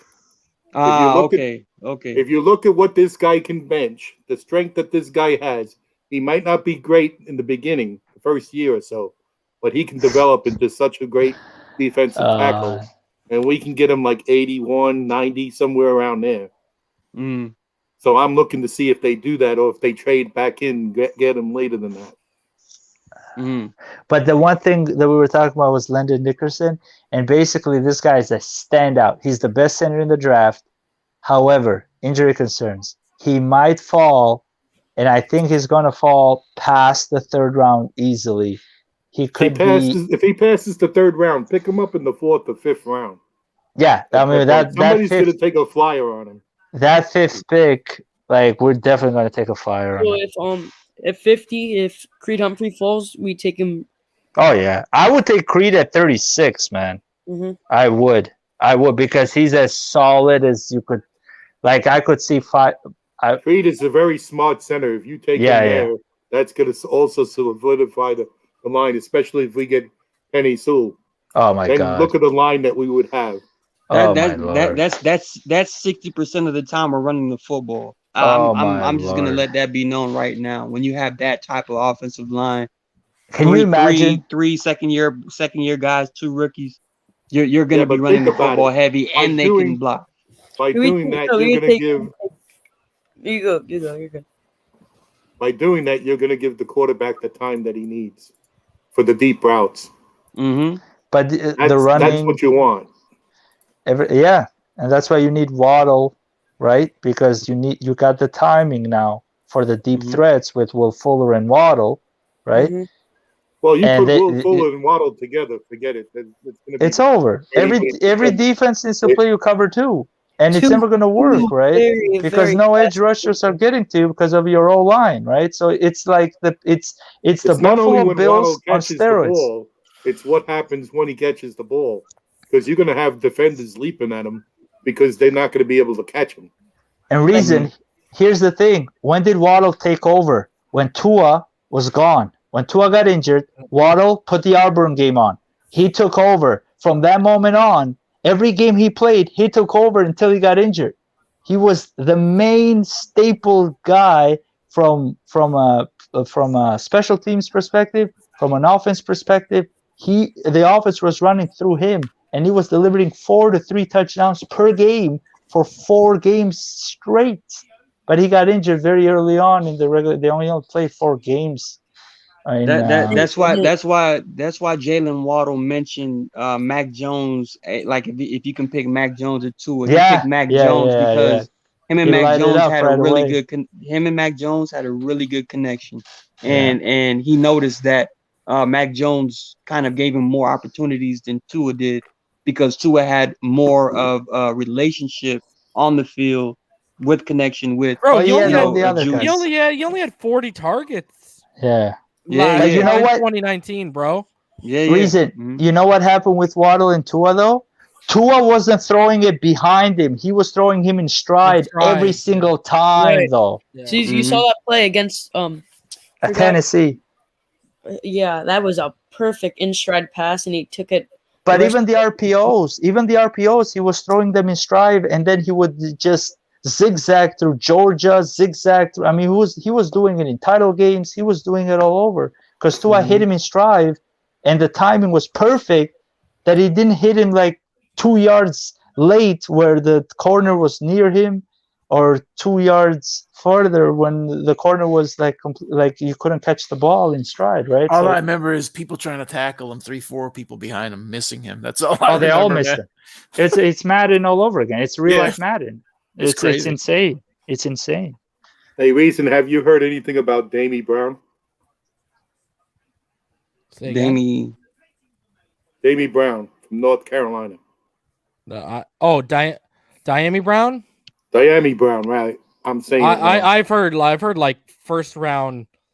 I've heard like first round for next year about him, bro. No, Diami for Brown's next year. He's coming out this year. No, he's out this year. He's coming out this year. He's supposed to be like after the guy from Ole Miss. He should be the next receiver after that. That's what they're saying. He's Diami Brown. Yeah, Chris Sims has him as 3rd overall. Yeah, he has him before, I think, before Waddle. Yeah, well, that's what I'm saying. This guy is a guy that you can get late first round, or even you can get him in the 3rd round. I like Daz Newsom over him. Just my preference, you know. Yeah. This guy's a fast guy, and he's also another guy like Waddle. That's what I was gonna say. I like Diami's deep ball speed, but overall is a playmaker and a precise route runner. There is no Waddle. I like Daz Newsom. There is no Waddle. We haven't seen a Waddle come out of a draft. And even Hill is not Waddle, right? No. Like Waddle is pristine, like a machine. Like nobody. He zigzags like I've said it before. The movie with the motorcycles, Tron. Yeah. That's you can never. After the first 5 yards, it's game over for you. He's pristine and clean, huh? I went back to the game, and I saw that the Mac Jones throw to Jalen Waddle, He threw it like around like I think it was like an 80-yard touchdown. He threw it a little bit behind, and Waddle had to like turn back, and he went back and still turn on the boosters. Left them behind, man. That was against the Texas A&M. Yeah. You sure Mac Jones underthrew the ball? You sure? Almost guaranteed. I hear he's top 5. I hear he's top 5, man. Mac Jones, 3 first-rounders. We have no idea what the next 2 first-rounders will turn into, but this man has overthrown, underthrown, hit the net in a pro day where he was in shorts, and he scripted the plays, knew the players, knew the routes. It's bad. And not by 1 yard or 2 yards, by 7 yards. And you see Shanahan, his face turned cold, and you see on the other side both Belichick and his, offensive coordinator just be like, no, no.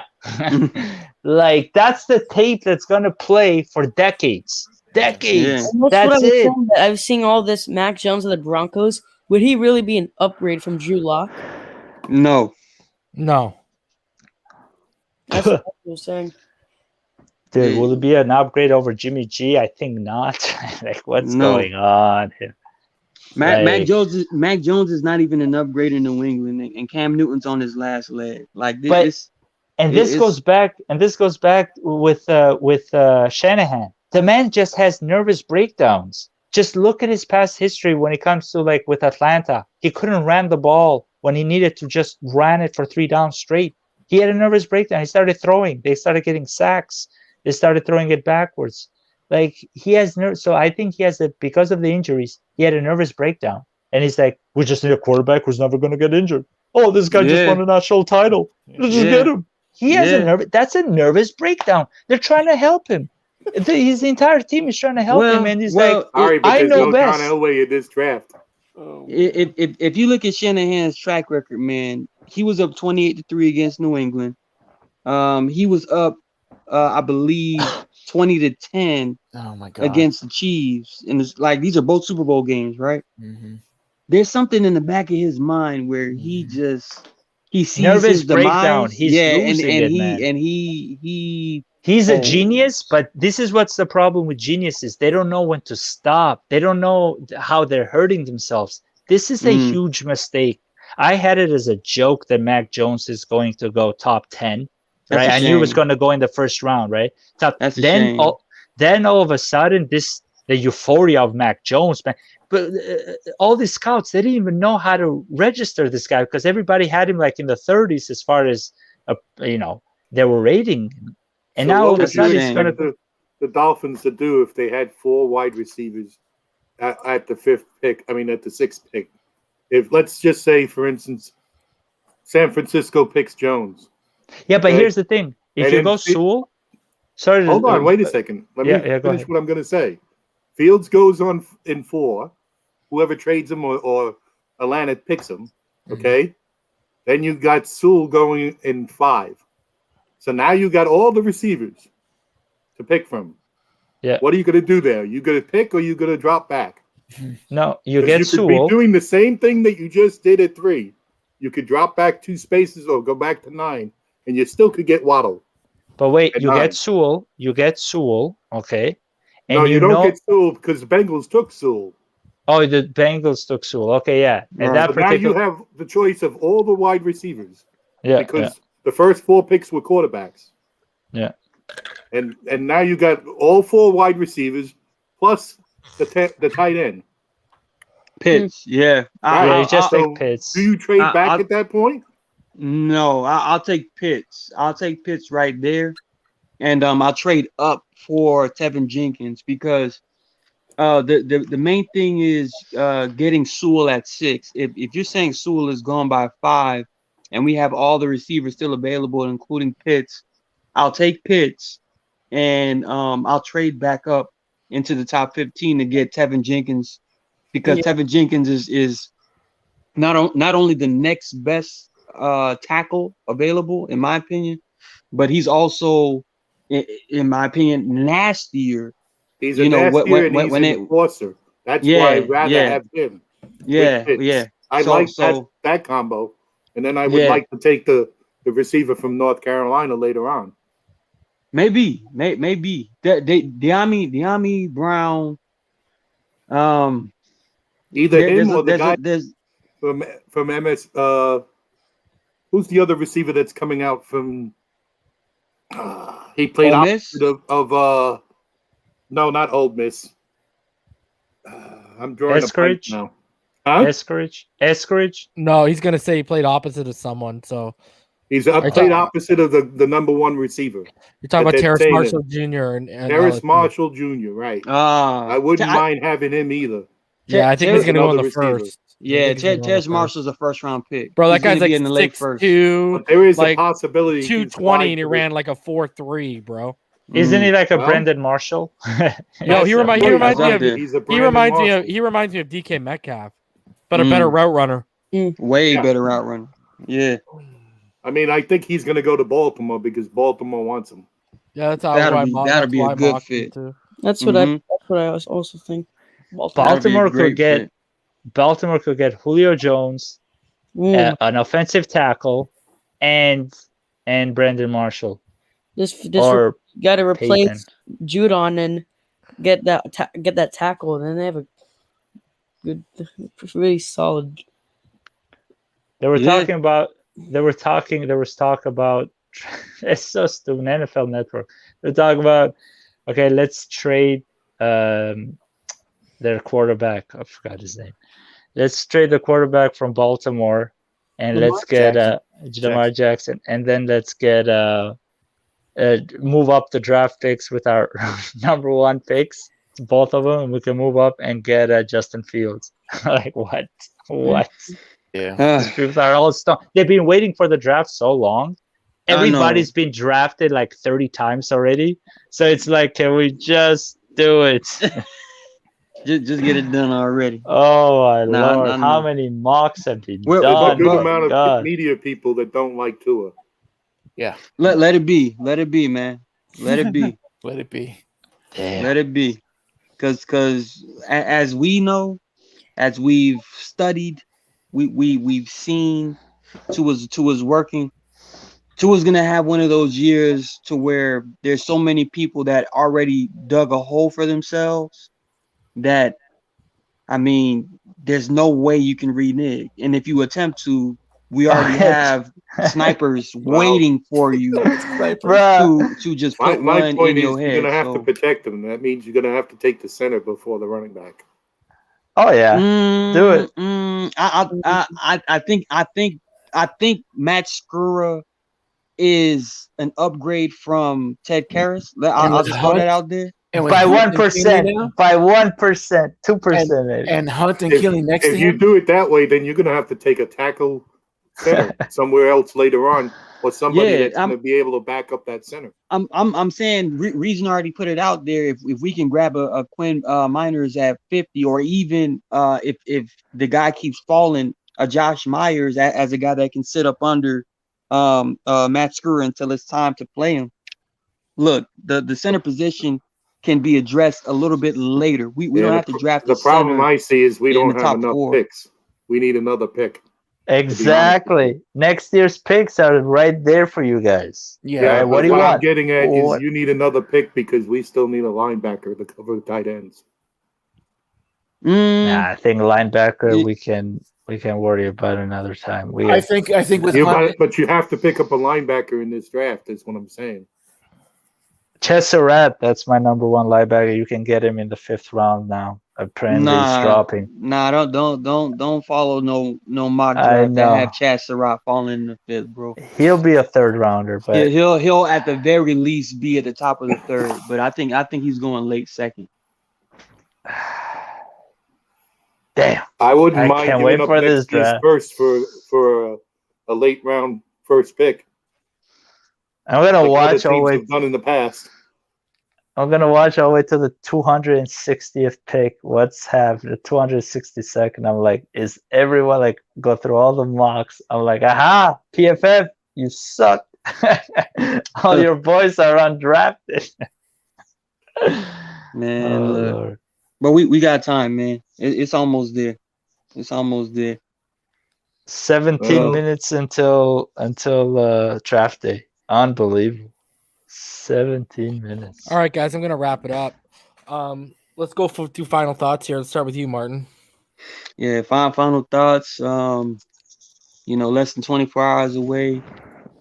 Let's go ahead and temper our expectations, and then whatever Greer does, let's just ride with it. I think he's gonna make good decisions regardless. And whoever we draft, man, let's throw confetti at their feet and roll out the red carpet, man, because it's time, man. Fins up.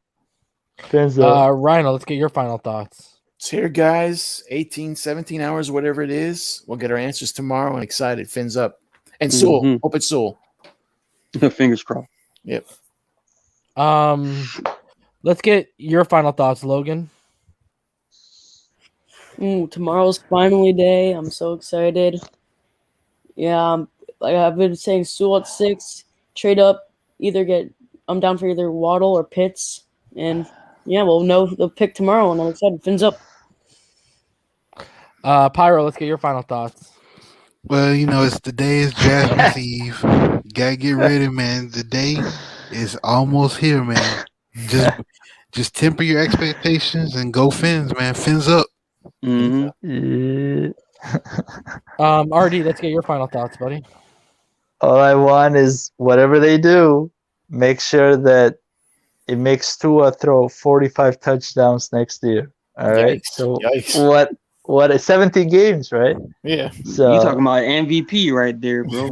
45. No. I didn't say 46. I said 45.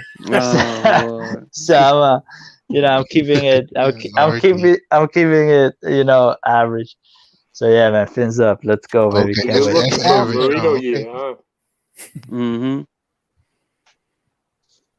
Alfred, let's get your final thoughts.